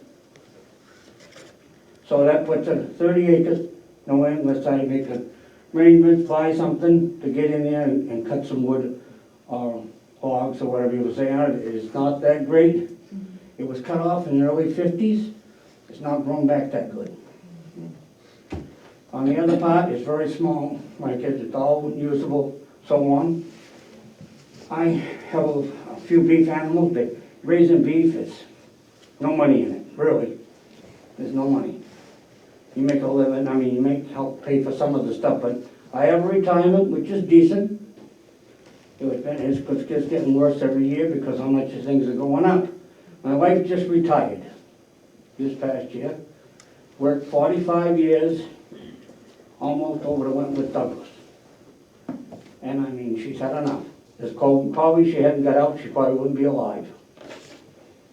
So, and I'll tell you, that woman's been there gone nuts since the last year with dealing with COVID over there at the hospital, with changing of everything else. And right now, we're pretty rough, and everything went up. My taxes went up $1,500 almost where I live. Because I have money and it comes out of rent from the boy and so on, which helps, which we took care of it to begin with. That's why we stayed with what we're doing, how we're doing. But like I said, $3,500 jump was a hell of a slap in the face. And I will never be able to get any tax deduction because I have too much. And I don't intend to work paperwork so that somebody else can. I'm not that kind of a person. Some people I know have done that and drawn money out of it, and it made me very disgusted. Thank you. Thank you. So my proposal is really to be a little equitable to these people that were affected by this reevaluation. If it was based on the tax rate, they'd be doing wonderfully, but it's not. That's not how they do it. So since housing values are so inflated these days in terms of people buying houses for almost $6 million in the area, it's just ridiculous. What about- Specifically, what is your proposal? I'm proposing 25% increase to the particular valuations that are going to be exempt. So for somebody up to 60, from 65 to 74, I'm proposing it goes from 174 to 273. And from 75 to 79, from 210 to 262,500. And for anybody that's 80 or above, goes from 270,000, the new one would be 337,500. So we get 25% increase. Were you going to adjust the maximum allowable assets as well? No, I wasn't gonna do that. Okay, so you're at I was just doing 220,500. because what I'm trying to address is the effects that the evaluation has had on these particular people. So I'll just bring this up. Yep. This is one group of people based Yep. on age. The highest increase in our entire town for percentage-wise was in mobile homes. Mhm. So we're doing nothing to help them. Mhm. Those people have houses that went up almost 300% in some cases. And if you're not the right age, we are not doing anything for that enormous leap on a challenged income. I think that's where I start to go, wait a minute, maybe there's something more. The state doesn't allow Universal. anything for us to do with that. That's one of the things that people misremember in terms of what the select board. This board is not omnipotent. We can only do what the state allows us to do. The state allows us to do what I'm proposing. The state doesn't allow us to do what you're proposing. So I'm not saying that, I'm just saying I think that it's important to remember that I understand that. when you're helping one group and not helping the other, that's. Well, the state only allows us to help this particular group with this Right. particular thing, so I can't help the other group because I don't have power to do that. So, Except for we can help the entire town by decreasing taxes. yes, you can.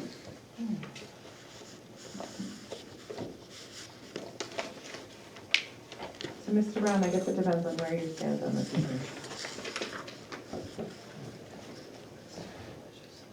Well, I really tend to lean towards Scott's proposal. I'll second Scott's proposal. So if we can change those three, Yeah, we need, so we've got a motion. Scott's made a motion. We didn't need them. A second. Do you want to make an official motion? Oh, we need. an official motion, so I move to change Article 3 so that the first section where a person is 65 ages up to 74 is currently 174,000. Should I talk slower? Goes to 217. I'm proposing that it goes to 217,000. For a person 75 years of age up to 79 years is currently at 210,000. I'm proposing to go to 262,500. And for a person 80 years of age and up is currently at 270,000. I'm proposing that go to 337,500. All those increases are 25%, approximately 25% over what the evaluations are, the numbers are now. Yes, Should I come up or? yes, come on.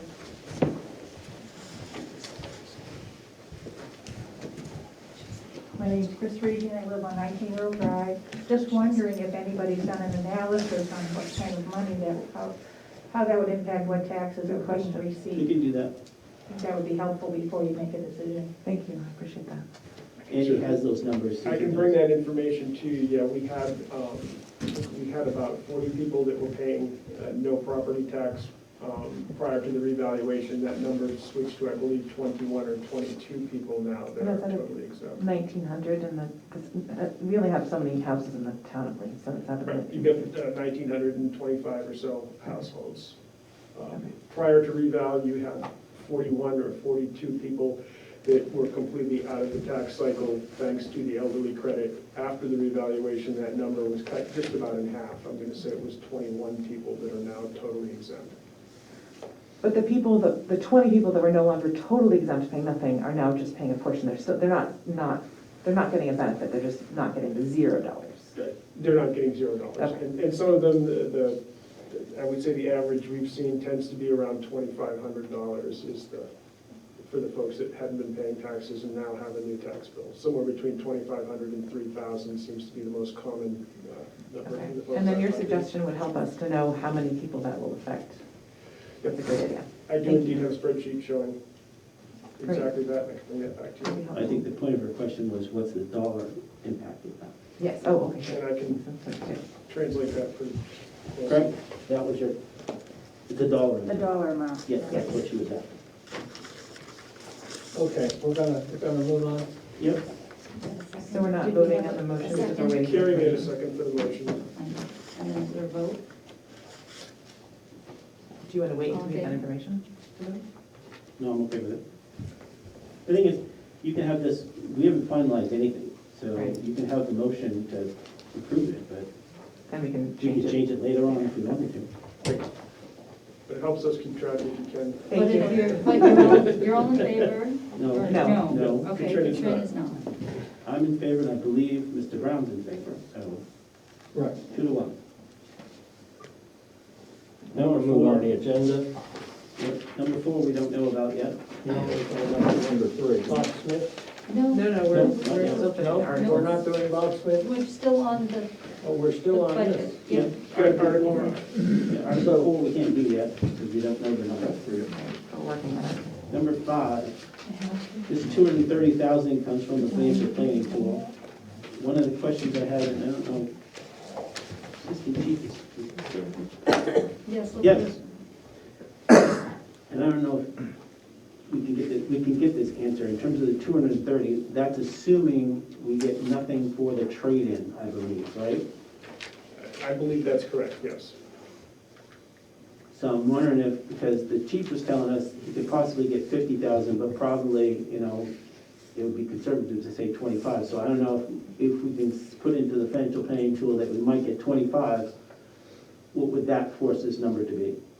Probably a little bit less. Go ahead. Or, sorry. That's all right. John Tappan, when he said it's a stepping stone road, the number that's in the FTT is the amount that the voters voted on last year, 650,000. The actual expected cost with selling the truck back was 627,000 and some change. But in the FPT, it's at the amount that was voted on because it's for fire truck with equipment. And what has happened in the past is that there were some additional equipment like radios or something that is bolted into the truck, becomes part of the truck. Okay. So that's why it's listed at the 650. But Okay. that does include some amount coming back for selling Okay. the truck we have. Okay. All right. There's nothing there. Article 6, and this also number came from the financial planning tool, so And you the- okay with that? Well, the fire chief did say we can make that a smaller number because we do have so much in that right now. Although I know we had to plan for the future, but You've got about 160,000 in the capital reserve Right. fund for cisterns and ponds right now. What did he say was good? either we could not this year and save again next year, or we could make it smaller, 20,000 is what we used to do. You okay with 20,000? Both of you? I'm okay with that. Mr. Brown? Right, so let's change article number 6 for now from 30,000 to 20.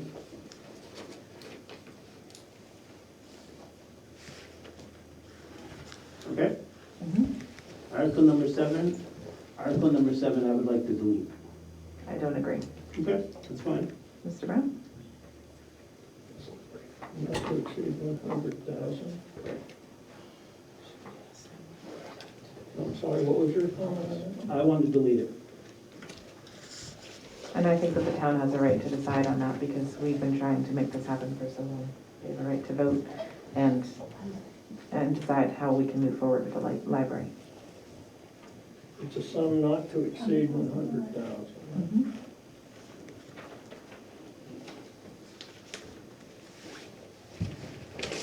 Because we're at 120,000, we have to at least get to 273, and we're not even close, so.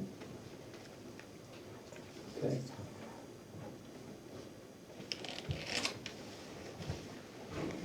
Should we think about that one and go on to 8? Okay. Number 8. I'm okay with number 8. 60,000 to be deposited into the highway equipment capital reserve. That number is also from the financial planning tool. Is that the same? Yes? Okay. Number 9. Okay with number 9. We got those bridges coming up, so. And again, that's from, we actually went through and looked Yep. at the savings we have to make it work. Yes. Number 10 is the 94. That's from the financial planning tool. So this one we have an idea for. Yeah, go ahead. One of the things that I had talked with Katrin and with Steve about, and actually had rewritten the warrant article, a number of towns set the funding of their transfer station warrant article based on what they take in for user fees and recycling fees. One of the things you could do is, and you could say up to $94,000 based on, and the sample warrant article I wrote was to see if the town would vote to raise and appropriate the sum of up to $94,000 to be placed in the transfer station equipment capital reserve fund created under RSA 3135.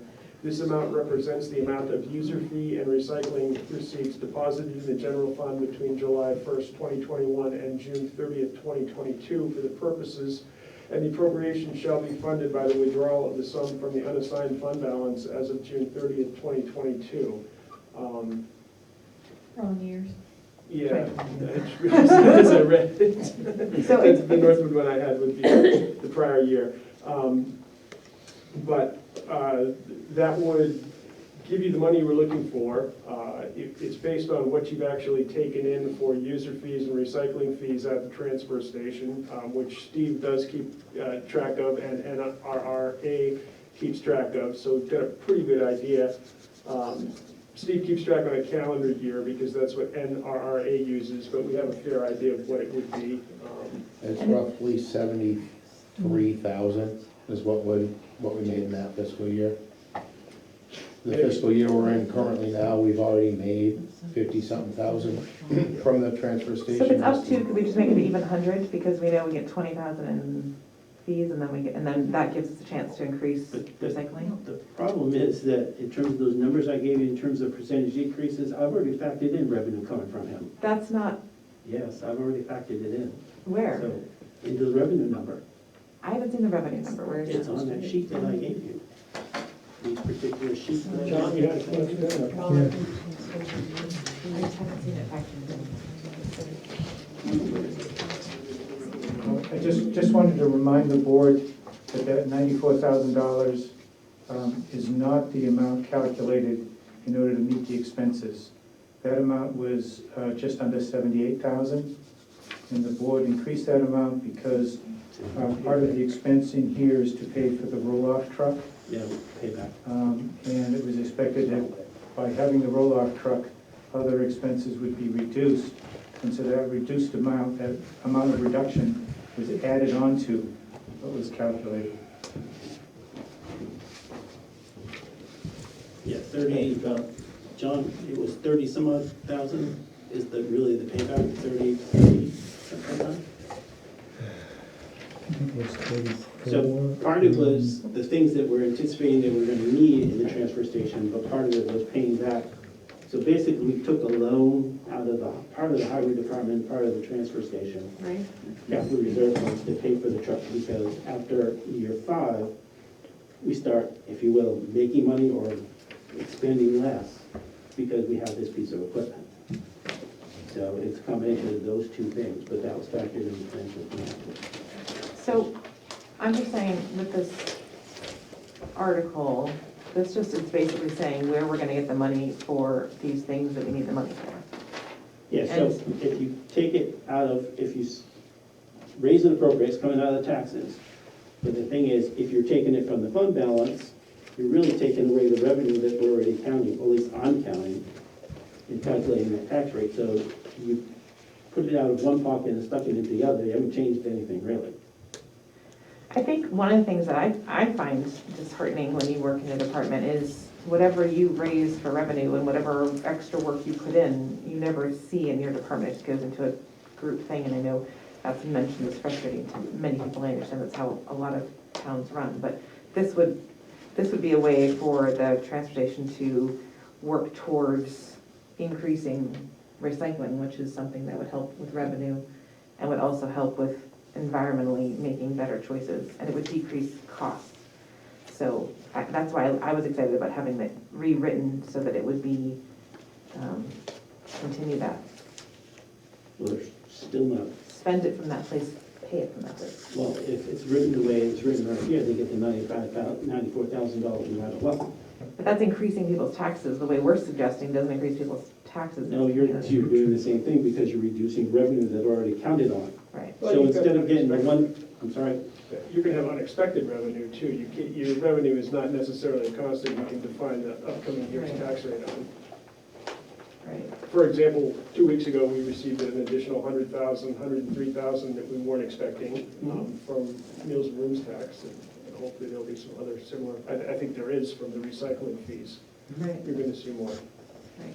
what I'm getting at is you can't count it as coming out of the unfunded, unassigned fund balance and also count it as revenue. You can't do both. So you're saying you already counted it, but I Yeah. apologize, I hadn't seen that before, because it's money that we just recently found out, so you're saying you just added it recently to the revenue? It's based on what we've, so based on the revenue that I anticipated is Uh-huh. basically the revenue we got in fiscal 2021. Okay, So if he's getting more right, than what he got in '21, yeah, that's a difference. so where does that more go? That more goes into the general fund. That's where all that money goes. Because we have to gross budget, we can't like say, okay, well, transfer station, you've got, you made an extra 10,000, you get to spend $10,000 extra. That's not how it works. All right. Let's move on. What article are we on? 11? 11, I'd like to reduce this from 200 to 100,000. Steve, yes. Mr. Bullock, sorry. Can I go back to Article 9? Yes, I think we probably could take that back 20 grand to 90. is that based on the calculations going forward, or because you think we're gonna get more money because of the? I think with the amount of construction going on and road work in the area, there's gonna be a lot of money available through grants Infrastructure? in order to do it, hence like the $250,000 that we just were able to get. So I think there'll probably be a fair amount available, especially considering all the bridges are on the Oyster River and the Little River, which are all, Endangered species. yeah, endangered species and everyone likes to look at. All right, so 90,000 instead So of you want the 110? 90,000? Yeah, I think we probably can get away with that. Thank you, Steve. And thanks for looking for the extra money wherever we can find it. Article number 11, I'm proposing to reduce that to 100. You wanted to take this to 100? I think that's fine, it's not enough money at Right. 200, so it's not enough money, and so you can make it less, not enough money, I Yeah. guess, but it's not enough money, we need more, so. Okay. Number 12, I want to remove that article completely. We don't need any money, we've got enough to cover. ABC didn't recommend it either, so I propose 12 gets deleted. I'm fine with that. I'm okay with 13, I'm okay with 14, and I'm okay with 15.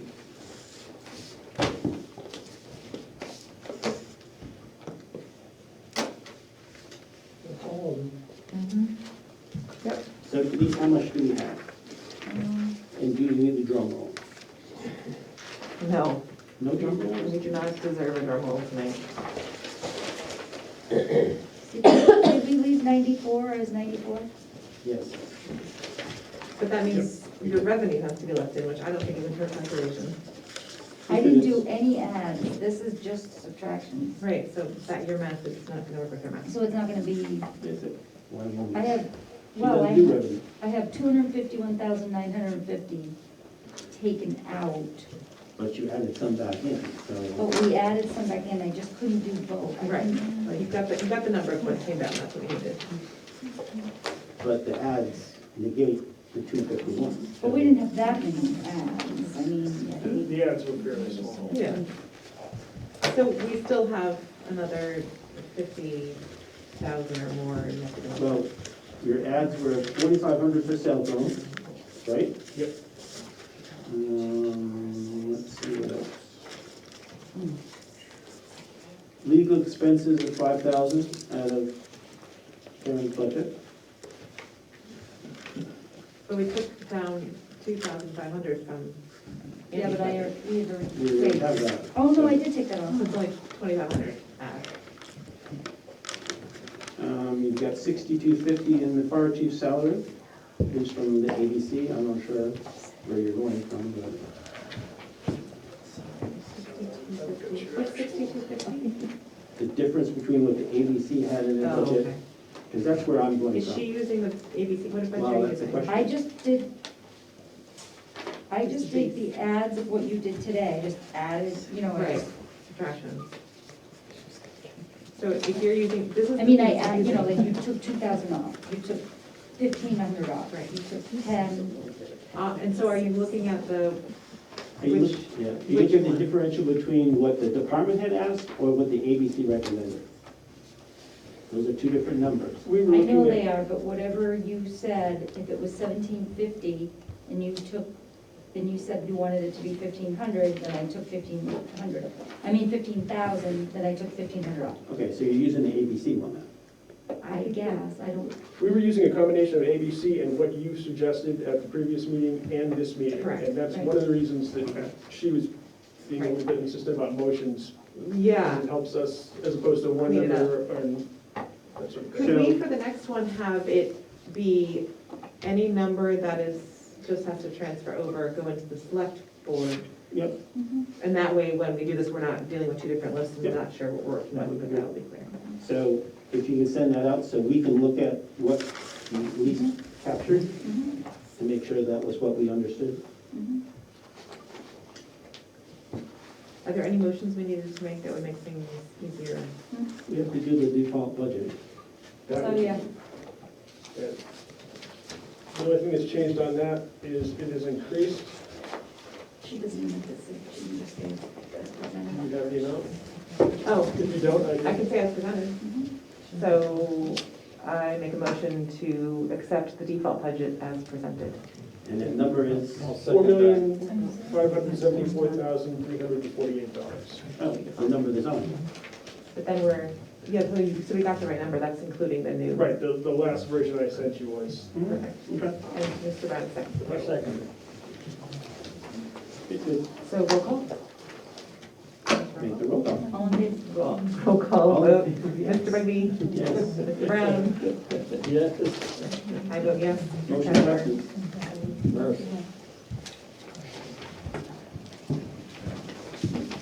So are we done discussing the budget? Can we end the budget? Or are we're gonna vote to Continue continue? it with the assumption that the next meeting will be on the 18th. Okay, so the next meeting's gonna be on the 18th to Here. continue discussing the budget. On And the what 18th time? With the time. What Here. time would you like? On the 18th 5? at 5 o'clock. And I would note that that's a Tuesday because of the holiday. Yes. So anyone who would like to come back at 5 next Tuesday, the 18th. Will we be done? We have a 3 o'clock voting meeting. Oh, yeah. What? I have a 7 o'clock that night too, so I was Okay. trying to, Okay. do you think we'll be done at 5? It's 2 Well, hours? you can always leave early, Right. if we're still going on. Right, okay. Say that again, when is the next hearing? 18th at 5 o'clock. Okay, thank you. It's not the next hearing, it's a continuation of this one. Yes, Okay, yeah, okay, so everyone can actually eventually leave. got it. So is there one on the, then the third budget hearing is what, the 24th? 24. No, Okay. No? that's what this is. Oh, no, no, This is no, the no, third no. one. This is a continuation of the second, isn't it? Yeah, No, the this third is, one. Okay, let's look it up. Look at the calendar. Let's look it up. Is there a third one that's already scheduled? There's in always the 23rd, three. saying? So the third one is where we finalize. Maybe we didn't schedule this one, let's get it. No, because we're not gonna be done on 18th, I'm pretty sure. We haven't argued enough. So do we need to go ahead and schedule the next select board meeting? And then if we don't need it, we Yeah. can Tomorrow cancel is it? tomorrow is the last day to schedule a public hearing, so we can schedule a third public We'll hearing. schedule a third public Posted hearing for the tomorrow. 24th, you said, is that the right day? I don't know. What's the drop dead date for the deliberative session stuff? What's the last day we can have the last day of the hearing? Yeah.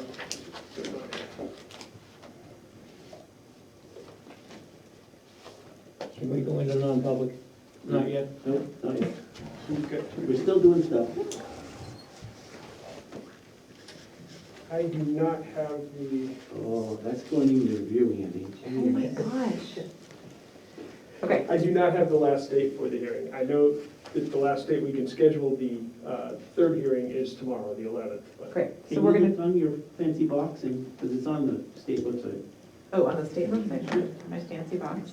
Yeah, your fancy box. Do you wanna look it up? No, I don't know how to run that. It's too sophisticated for me. Okay, it's an Apple. Yeah, All I right, know, so that's we're why. looking up the last date, what are we looking up, last date? It's on the state of New Hampshire's Sure. Important dates for elected officials on the New Hampshire Municipal Association calendar. There you go. Oh, well, that, the New Hampshire Municipal, I can get to faster. I have it bookmarked on my system, but Well, aren't you fancy? yeah, I am. I'm very fancy. All right.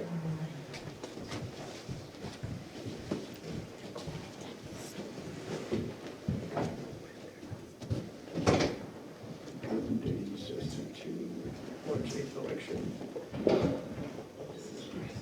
Here's the important dates there, do you have a calendar? That's usually the SB 2000, March 8th election. You want the, Important dates. yep. Yes. It's Anyone usually who a finds document this that faster lays than out. me wins a prize. Very small prize, this is my gratitude. Search, What? maybe in terms of, you know.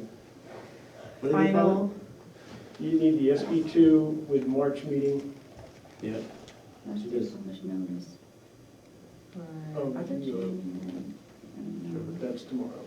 And that's Okay. the hearing. State Oh, website. important dates for local officials, nope, that's 2021. 2010. We don't. Last date to hold a public hearing on the annual budget is Traditional March. January 18th. Yes. January 18th is the last date to hold, that's the last date for public hearings on the Holy budget. moly. So we have to finish on the 18th, but that's when we're gonna And schedule every it year, we always finish it last day. on that Tuesday Right. after. I think we So need nobody's another going one. home until that's done, well, then, I think we need another one. we should have started earlier. Because you don't have. This is the schedule we have every year. He is, depending on your, Pass the one. Yep. So do you want, I don't think the 18th is gonna be enough, but that's just me. You want to bring Bob Smith up? We're not done yet. You're still in the It public really hearing. should be enough. Well, I understand, but, you know, it's turning into a tea party or something. Well, that's what it takes to get town business No. done, so. All right, so what we're saying is that the last meeting has to be on the 18th, we don't have a choice. So if you wanted to have another meeting sooner, we would have to schedule that. But Well, if we're meeting at 5 and you and I have to be out of here before 7. then we cancel our 7 o'clock. I just told them we Okay, can do well, that. I can't do that, so I'll leave it then. Okay. Do you have a 7 o'clock on the 18th? Yeah, we do. We can definitely go. So we'll make it work. But 2 hours, I mean, that's all we're talking about. And we've spent all this time working on it. I think we should be okay. All right, we'll go with okay. All right, great. Now we get to move on.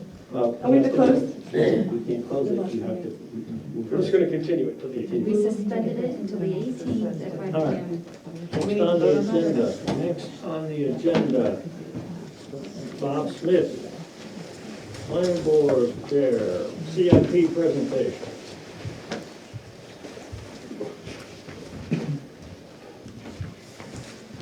Should have 2 packages.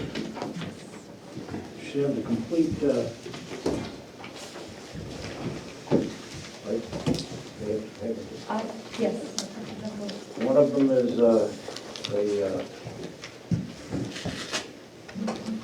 like this is complete. And I'm going to cover the section that's entitled Master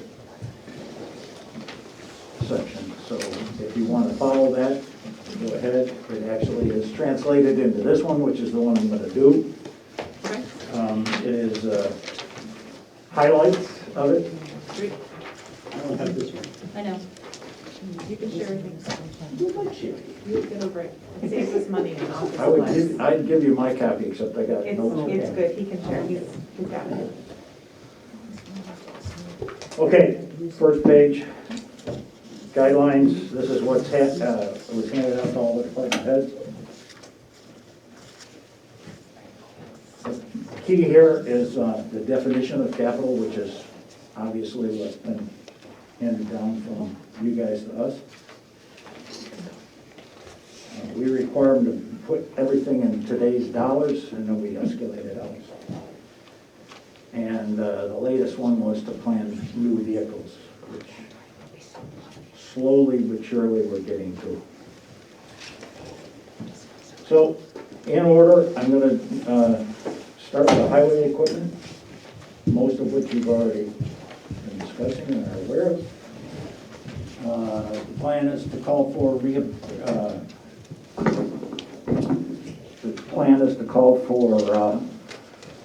replacing T3 plow truck, one of the big trucks, 1996 International.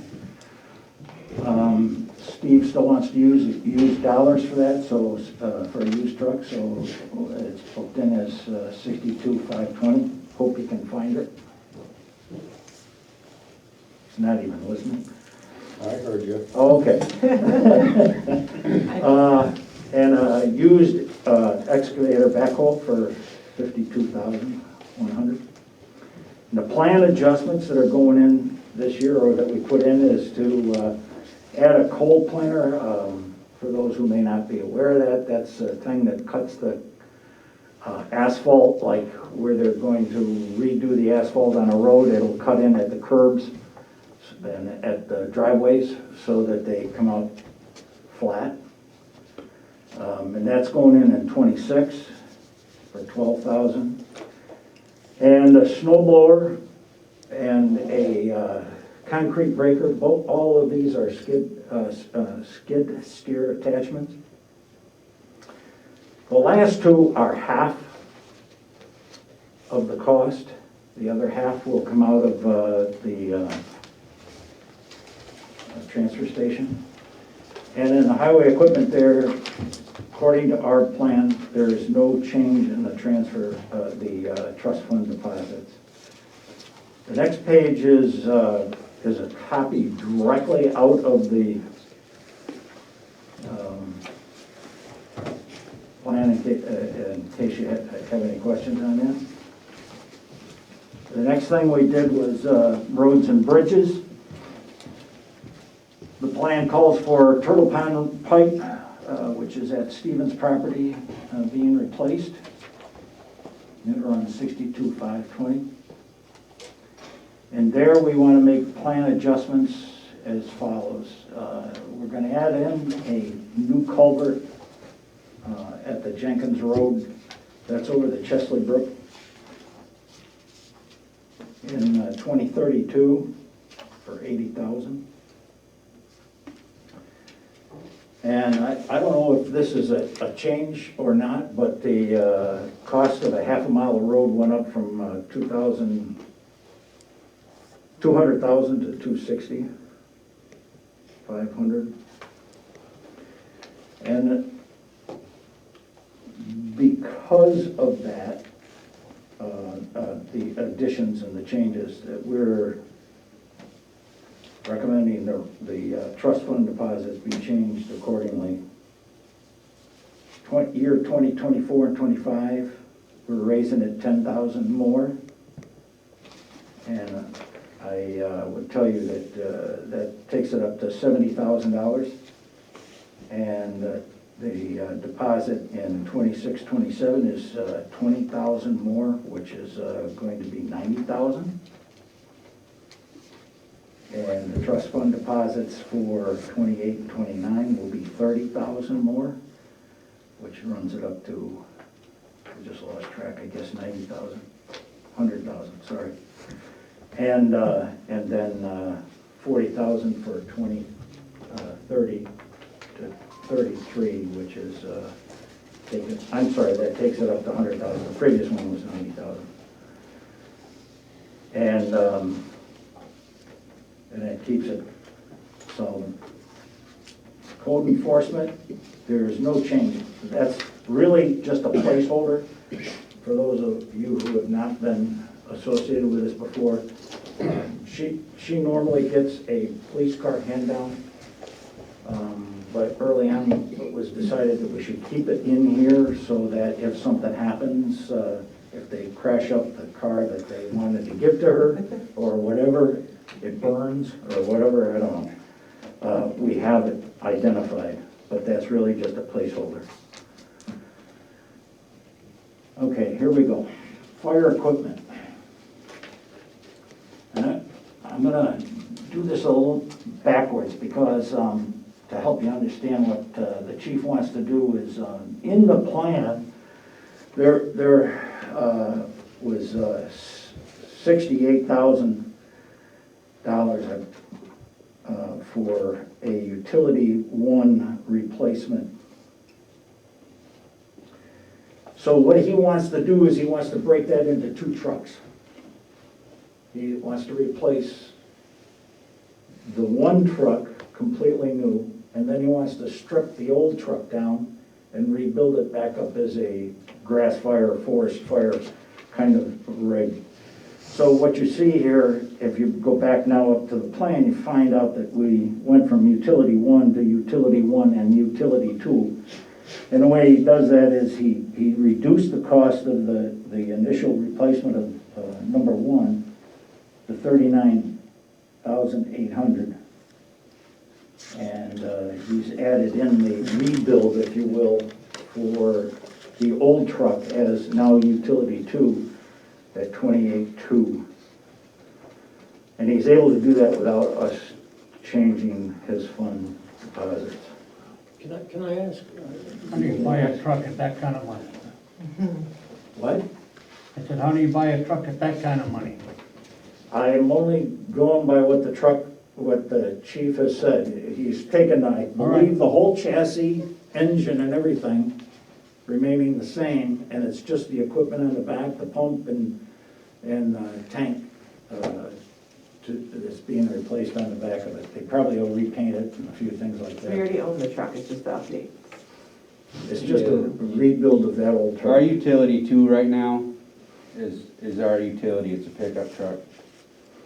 He wants to take the back off of that, put basically a forestry body on the back and redo the truck itself. My And then question, buy a pickup truck. my question is who? Who is going to do that work? We haven't gotten to that part yet. Oh, okay. That hasn't,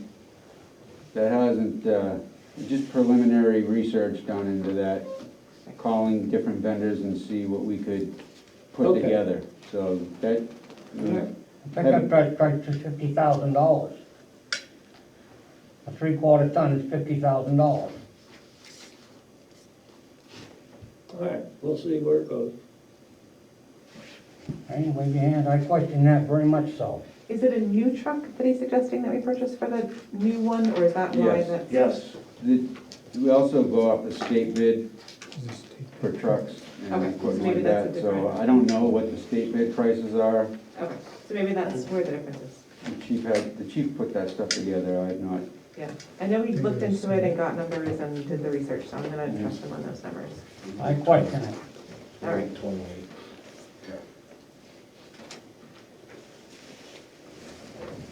Okay, and again, our plan does not call for changes in the trust fund deposits for that. And of course, his big ones are the big engines, and that is what really drives up his trust fund requirements. Okay, the next one is cisterns and fire ponds, and again, to go back and make sure that everybody who hasn't been associated with this understands that several years ago, they contracted out and had a firm go through the entire town and put together a plan to where they could put cisterns to generate water sufficiently around the town in various places and sizes and that type of thing.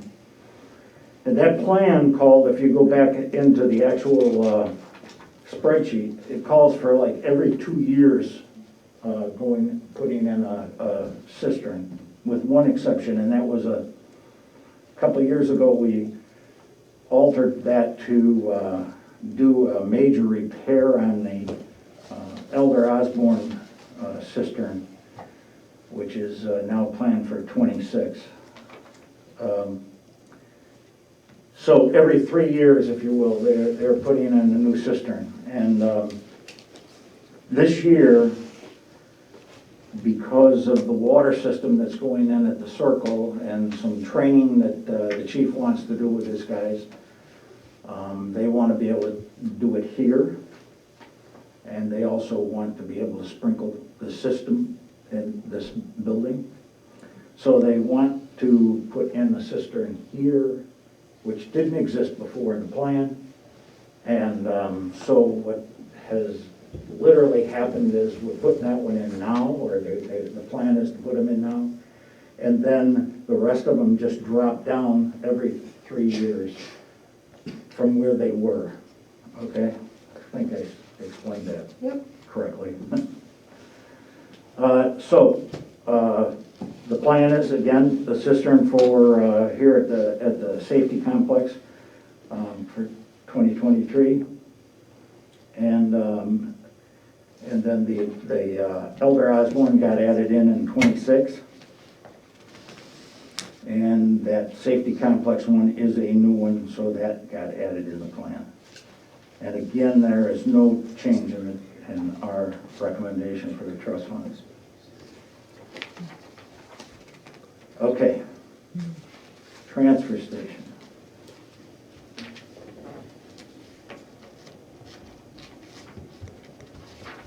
Steve, I may need some help with this, but the plan calls for replacing an open top number 3 45-yard roll-off this year, and rebuilding of the trash compactor, the number 1 trash compactor this year for $67,000. And the plan adjustments we're doing is we pulled out the waste oil heater. That was a heater that they were burning up old oil to heat offices, I guess, in there. And this is not on your sheet, but I missed it. The other half of the snow blower and the concrete breaker goes in as a plan adjustment in '26. And in order to accomplish this, we're going to have to raise the trust funds again, $25,000 in '23 through '26, which takes it up to $70K. And an additional, from '26 to '31, an additional $15K.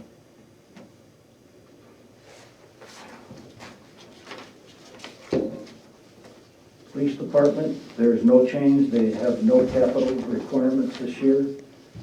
Basically what it is just a list of the cruisers, and there's a radar trailer and tasers that is down in 25 and 29. Library. The plan calls for the shelving replacement and carpet replacement for the lower level in 2023 of $28,000 and $10,000, and they have asked to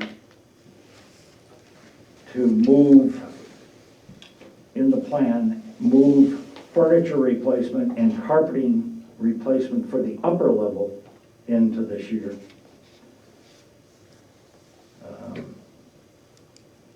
And that's because I guess they're doing construction in there, and they wanted to get this all done at one time.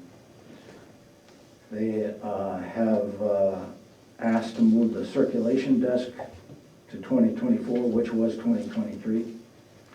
And there's no change in their trust funds either, deposits. Recreation. We do not have a plan for recreation. Not sure why, but I have, in the CIP committee, I have a person on the rec department, or working with the rec department, and we couldn't get a plan. So there's nothing there other than placeholder. Town buildings. I think we're making progress. We've been recommending this for 8 years, and now Steve is doing a pretty good job of it. He's obviously behind the 8 ball, so in 2023, he's got a list of things, and they're spilled out here, so I mean, I don't know whether it's necessary to go through it, but boiler for town hall. And Steve, is it a furnace for the annex? I believe it's a boiler. Yeah, Hot water I think it's a baseboard boiler system. for Karen's old building. I think that's supposed to be a boiler.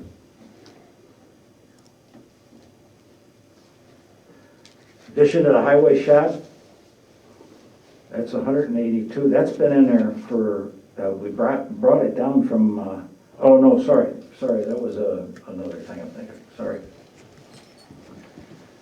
Replacement of the police department AC unit.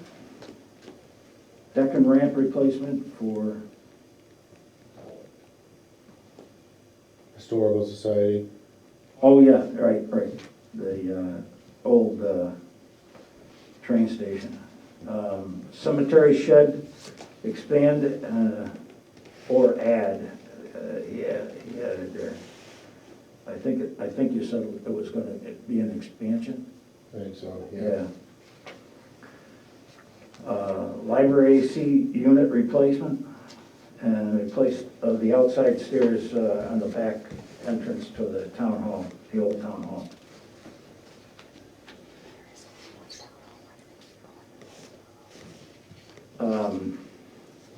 This is a little complex, but we're recommending an increase in the trust funds in 23 to 26. Up to $140,000 from $50,000. Increase of the trust fund from 27 and 2027 to $100,000 from $50,000. And the trust fund deposits in 28, 29, $60,000 from $50,000. My suspicion is that's probably going to go up again next year, but right now that levels it out for what we need. If I may, I'd like to, I don't see anything maybe,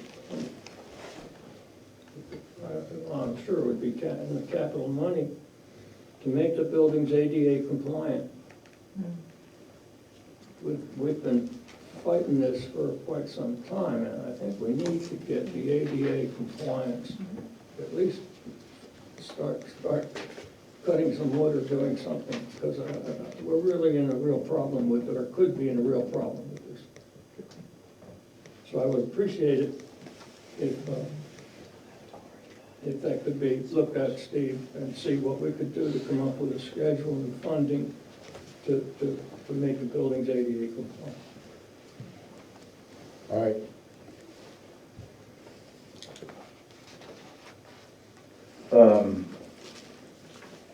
The other thing is, Steve and I had some discussions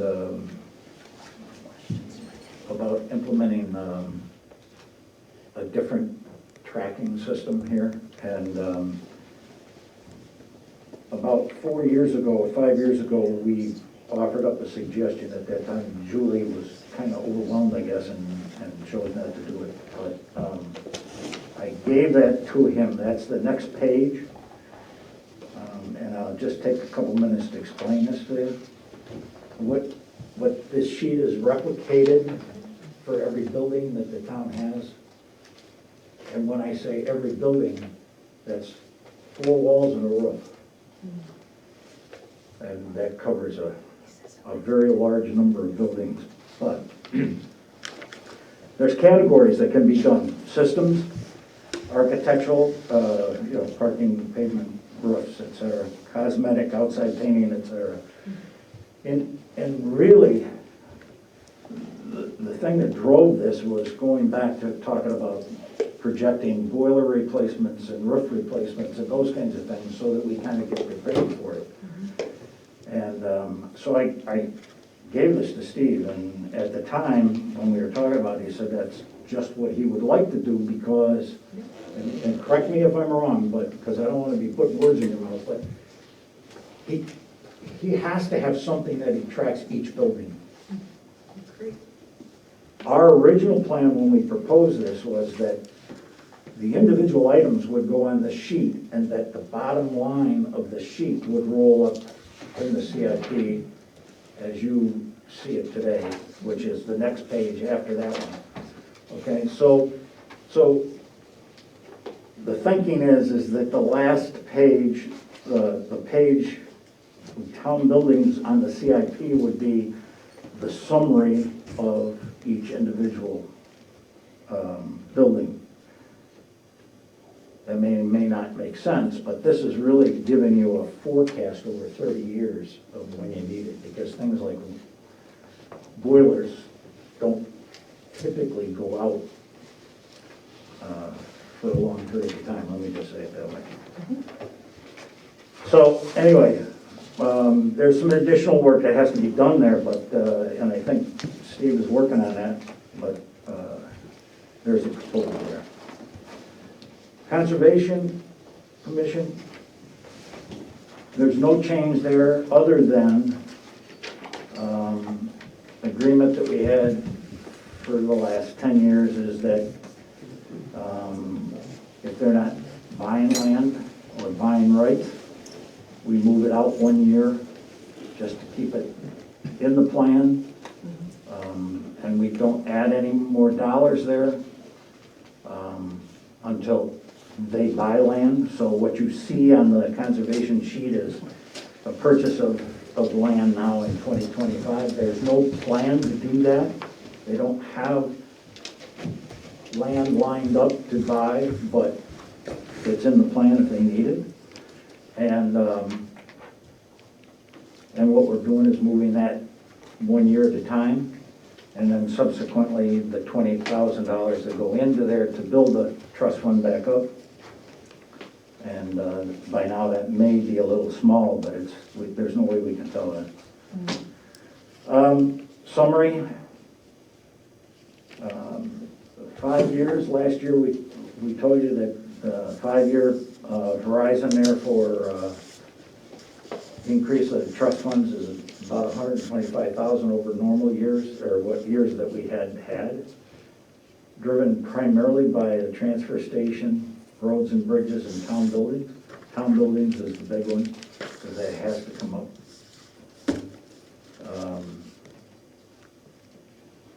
And I expect that that's going to remain there for the 5 years. I don't see anything that's going to reduce that. And then the last sheet is the 15-year plan. And you can see that 5 years window.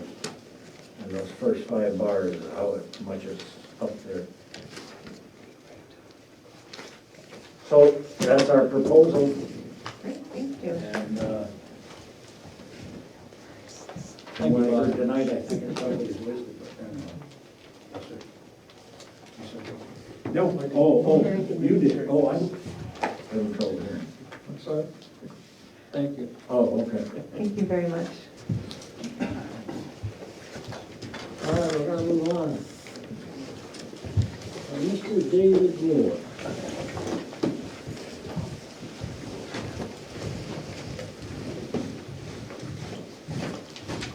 Ann Chapman with the Conservation Commission. At the January 4th Conservation Commission meeting, David Moore presented his research project to study sap flow in paper birch. The commission approved the project contingent on a proposed alternate site at the Mills Reserve, which shares a common boundary with Little River Park. At the site walk with David and commission representatives, all determined that the alternate site, which is managed for early successional habitat and woodcock singing grounds, and has sufficient size and number of paper birch, was a preferred site. The Conservation Commission recommends approval of this project. David is here and he will describe the project and answer any questions that you might have. Thank you, David. Thank you, Ann. Thanks for sitting through all of that, by the way. Yes, well, thank you very much for having me. I know you guys have a lot going on tonight. I really appreciate it. So I'll just briefly go over what I think are the most pertinent points in my work. It's a 3-year USDA-funded project, but this component of the project is only 2 years. And so each year from January until April, I hope to use these 9 trees that Ann was talking about. They're all very healthy and mature. And for 3 of them, I'm basically just going to outfit them with a whole suite of different types of sensors to monitor sap flow, wood temperature, wood water content, sap pressure, so on and so forth. The other 6 I'm going to tap and harvest sap from using a small vacuum pump. And so I'll be there once a week from January until April, except the 2 to 3 week window, end of March, early April, when the sap's running. I'll be there probably just about every day to collect sap. And the 6 trees that I'd like to tap, I would, part of the project requires that I cut them down so that I can look at how the wound inside the tree heals around the tap hole. And my understanding is that since this area is being managed for early successional habitat, it fits in with the overall management plan. There's a lot of new paper birch, younger paper birch there that would certainly come up and grow, take their place.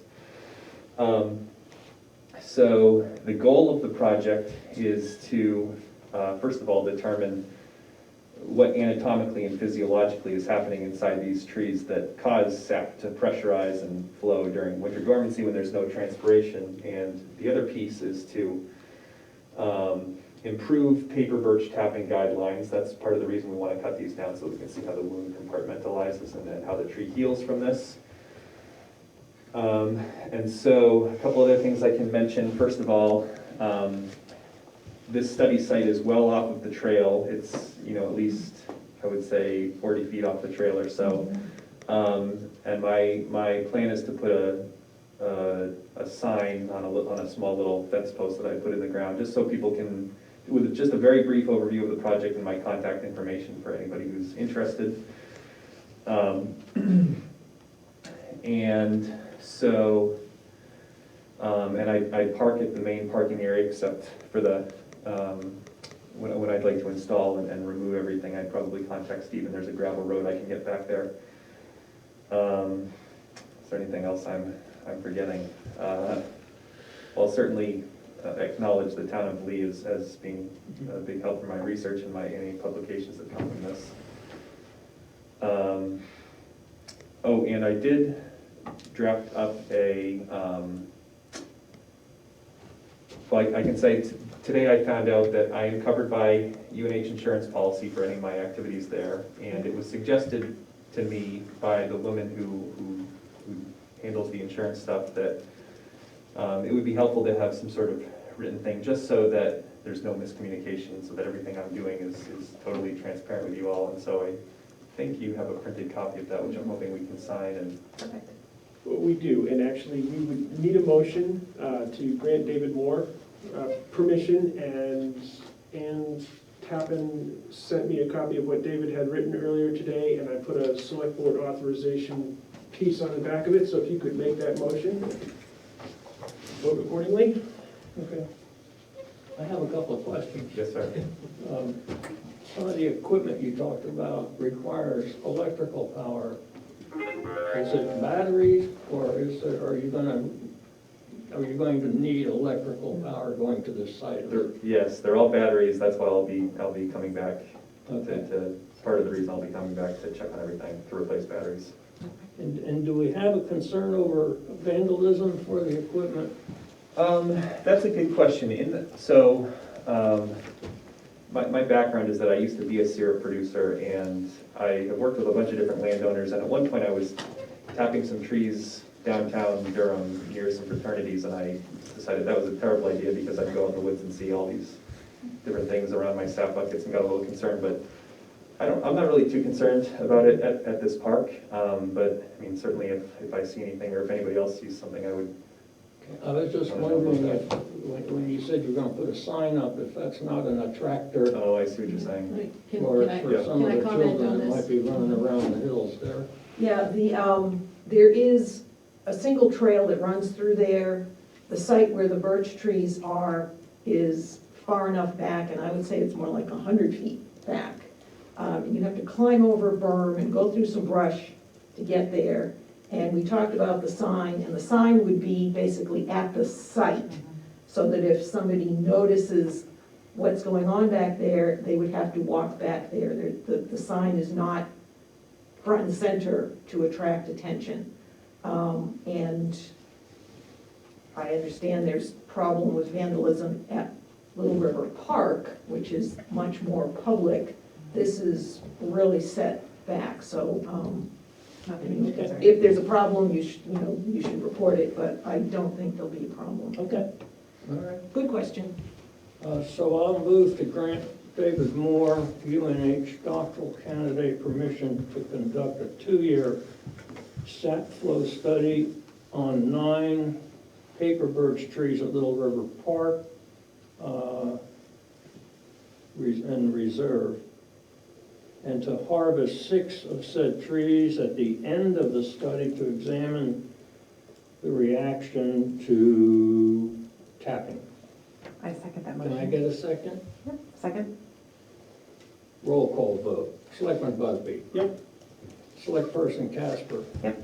Selectman Brown, yes. Thanks for doing this work, it's really important. Thank you so much, I really We need appreciate to it. sign it too. I look Oh, forward We to all hearing, three meetings. hearing how it goes. Sure. We get to send him home with it? Yeah, the other thing, David, you might want to check, I talked to you about the gate coming in from Little River Park. There's also a road that comes in from the Mass Road, and I'm not sure if that's We'll accessible. figure but- that out. Yeah, so it might even get you even closer, so you don't have to carry all your stuff. Cool. But that's what interns are for though, right? Yes, absolutely. I know a lot about birch tapping and Thank you, trees. thank you, man, really appreciate your help. It's also exploring different trees to tap for emissions. That's what I'm saying, I didn't yeah. know Okay, you could drink birch sap. I know that it's a widely exciting thing. Thank you very much. Thank you, I really appreciate it, guys. Have a good night. All right.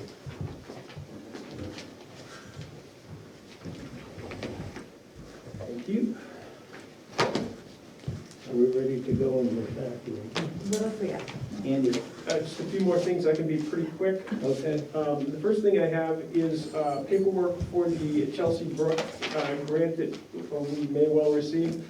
This required me to draft a couple of documents that need your signature. I've also got the required certificate of insurance in here. The tricky part is one of these formats, and I believe Denise has marked it, requires initials on each corner page. Oh, we didn't. yeah, it's a federal thing, so. Yes. Do you care who the initials? I don't care who initials it. I believe It's usually a couple of signature pages. All right, what else we got? And you've already moved forward. The other thing I have, we had talked about, and this was primarily aimed at the DPW and overtime and shift differential policy that more clearly outlines working past 8 hours and working past 40 hours and not being penalized if you took a personal day or a sick day during the week when you worked overtime. I put 2 policies in there. I drafted one specifically geared towards Department of Public Works employees.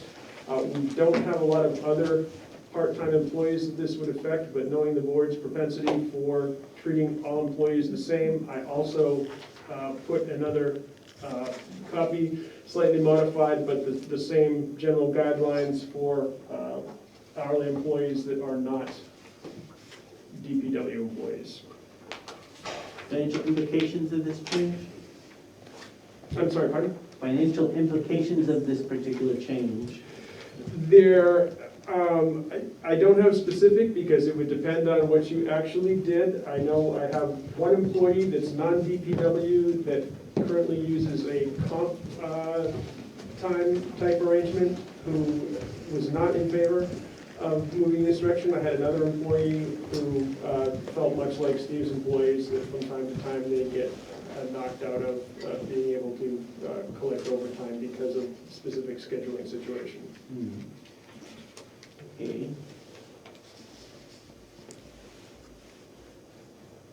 Did we want to? Oh, geez. And we discussed, when Steve brought this up, that police and fire should be exempt. You may want to specifically say that in here, because we may get an employee at some point that say, hey, policy says after 8, I'm working 10 hours. Good point, thank you. Right, and the first one, that was what we specifically talked about, Department of Public Works, is focused specifically on Department of Public Works employees. So should we go ahead and do that one right now and then deal with the rest of the employees as we understand how this works better?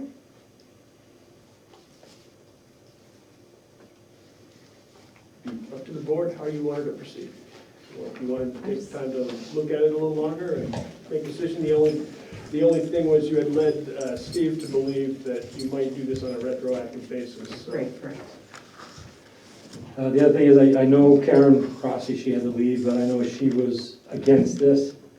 So I told her I would let the board know that.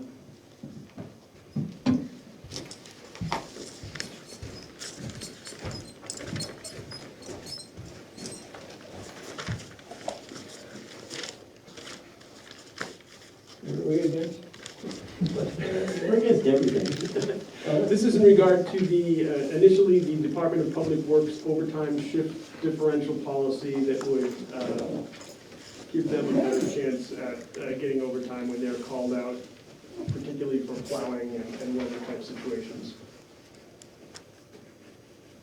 Who's the only ones? Just for that, though, it's any time Are they the before only 7 ones or affected? after 3. Or is it for?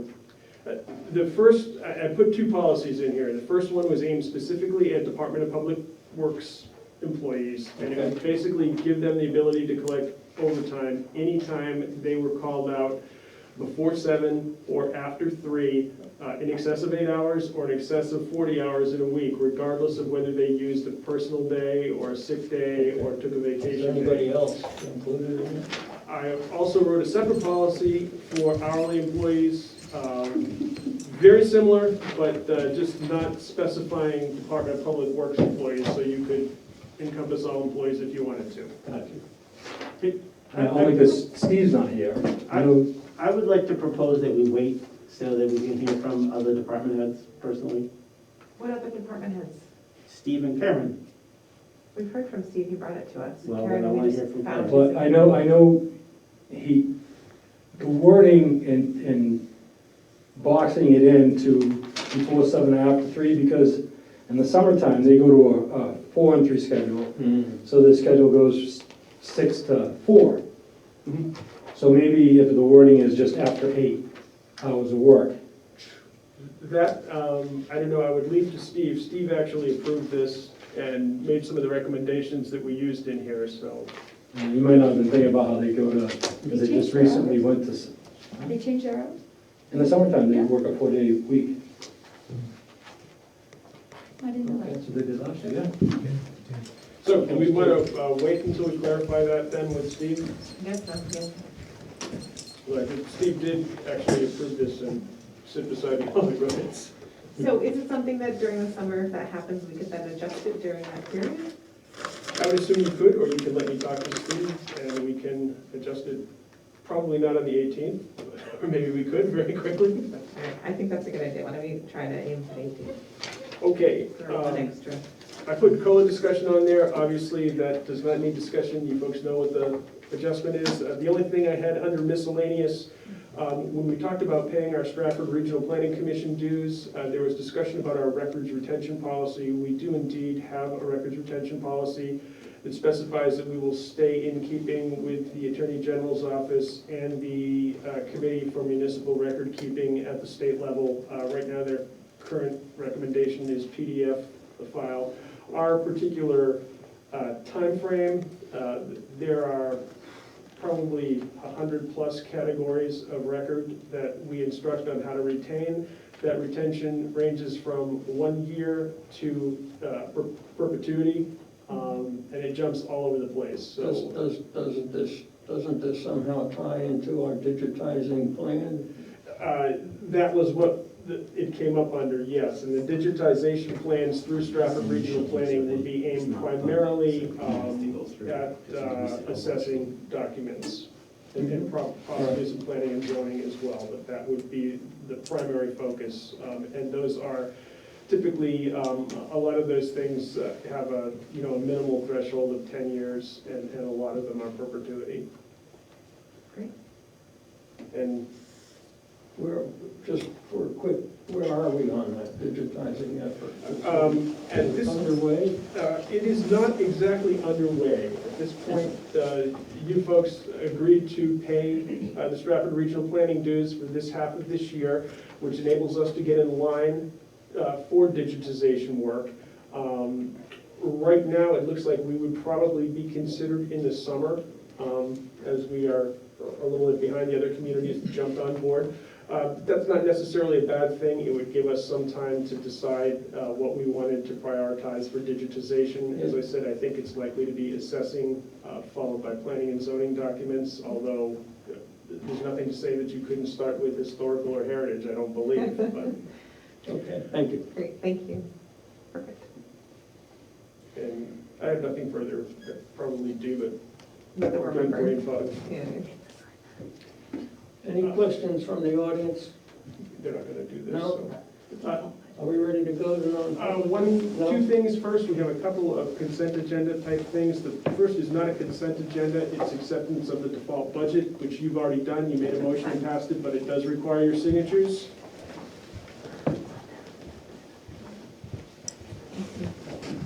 Just put it consent.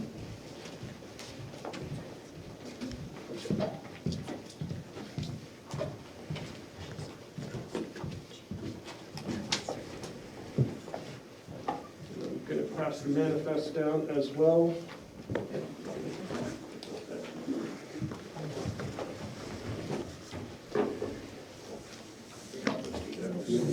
Didn't, I went in, checked it. Oh, it was good. Thank you for doing that.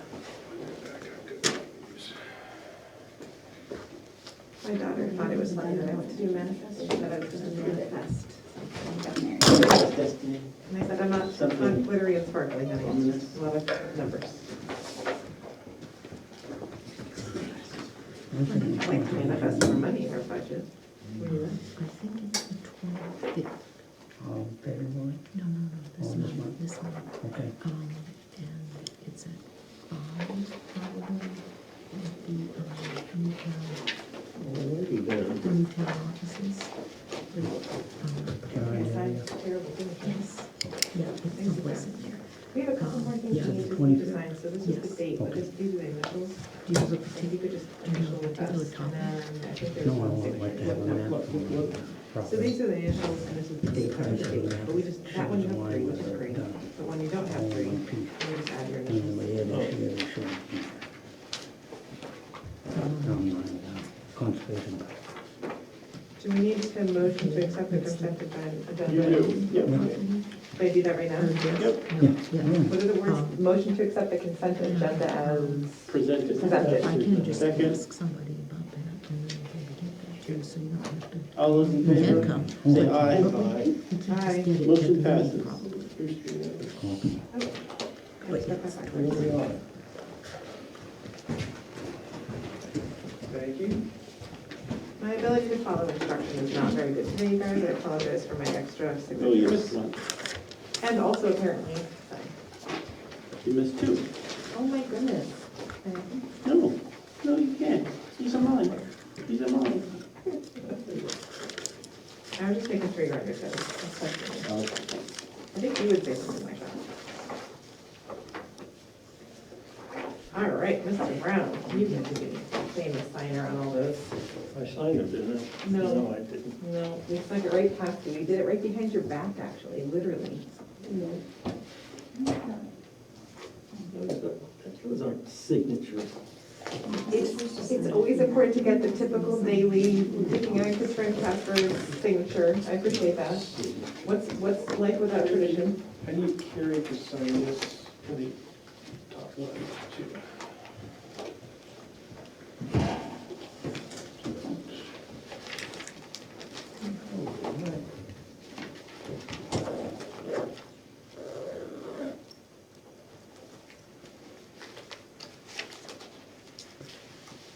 feel like we could save a tree, the amount of money we spend on it.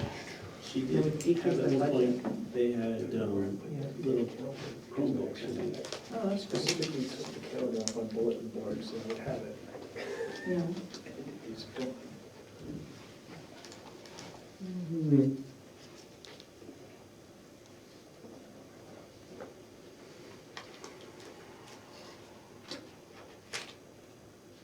Is there anything else we need to cover before we?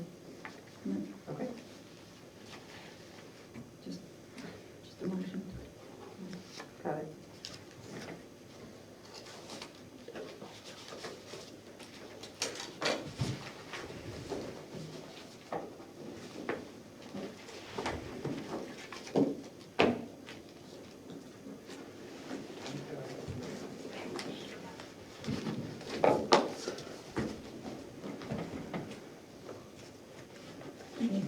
No, we're on the box. I did it. It was like the same color it had in that white glasses. Which is fashionista. I know, right? On the top. I'm so goofy. Your phone is. Back goes my notes. I'm sorry, Carrie, can you actually just sign in the box? Tomorrow, with they're your- already canceling schools Nope, tomorrow. sorry, yeah, I was. Yeah, like 42 closed, I don't know when you are. Yeah, I know some of it's cold. I thought it was cold. Yeah, I thought Somebody always put it in there, but. I was watching. you gotta get I know, I had raised it, I was ready to say it, and then I just took my attention away, sorry. You need to take that. Send them off a roof. Yeah, thank you. Very good. Hey, motion. Motion to move into non-public? Oh, you have to say. Oh, what else did I say? Oh, Keep going. I apologize. No, it's right there. I would suggest 91A3 to A times 3 and L. You're taking away your stage. Do you want me to say all of it, or you? Yes. Okay. Say the whole thing. All right, motion to enter the non-public N session, NHRSA 91-A:3, Roman numeral 2. Roman numeral 2. I've never done this before. A. A And times 3 and L. Don't confuse it, times 3. Roll Second. call. Did you read Second. I did. Second, and then roll call vote. Mr. Brown, Yes. Katrin Casper. Yes. Mr. Bugby, yes. Motion passes. Thanks, everyone. I'm due for a No, broken no, no. ginger ale Okay, pretty but, soon. shh, okay, ready? I motion. I move. I move. Do you? Oh, I move. I move that, oh no, I forgot. Did you adopt the fire department wage and step scale Thank in the you. amount of, using the amount of 2% for 2 years on a trial basis? Correct, as he said. I'll second it. Great. I sounded so official when I came out of his mouth. Okay, so roll call vote. You want? Roll call. Mr. Brown. Roll call. I want Yes. to do roll call. vote. Mr. Brown. Yes. Great. Mr. Bugby? No. Me, yes. Motion passes. Katrin and Carrie. I move that we seal the non-public meetings. Well, Last minute. Need a motion to sit minutes here. second. Why am I making all the motions? Then you would need a roll call vote. Great, roll call vote. Katrin Casper, yes. You can say your name. Mr. Bugby. Get rid of the thing, you have to say my name. All right, That's a roll call. You motioned. I think. No, I didn't. You did. You motioned. I said, Great. yeah, I seconded. Mr. Brown. Say all in favor or something? Okay, yeah. Has to be a roll call vote. Has to be a roll call vote. We just need a consensus, Mr. yes. Yes, great. All So you right. call my name, so I don't get to vote then, I guess. Mr. Bugby, I did. Yes. Yes. You were grumbling and didn't hear me. The minutes are sealed. Are we done? Adjourned. Did you adjourn us? Meeting adjourned. All right. Note for the record, it is 9:32.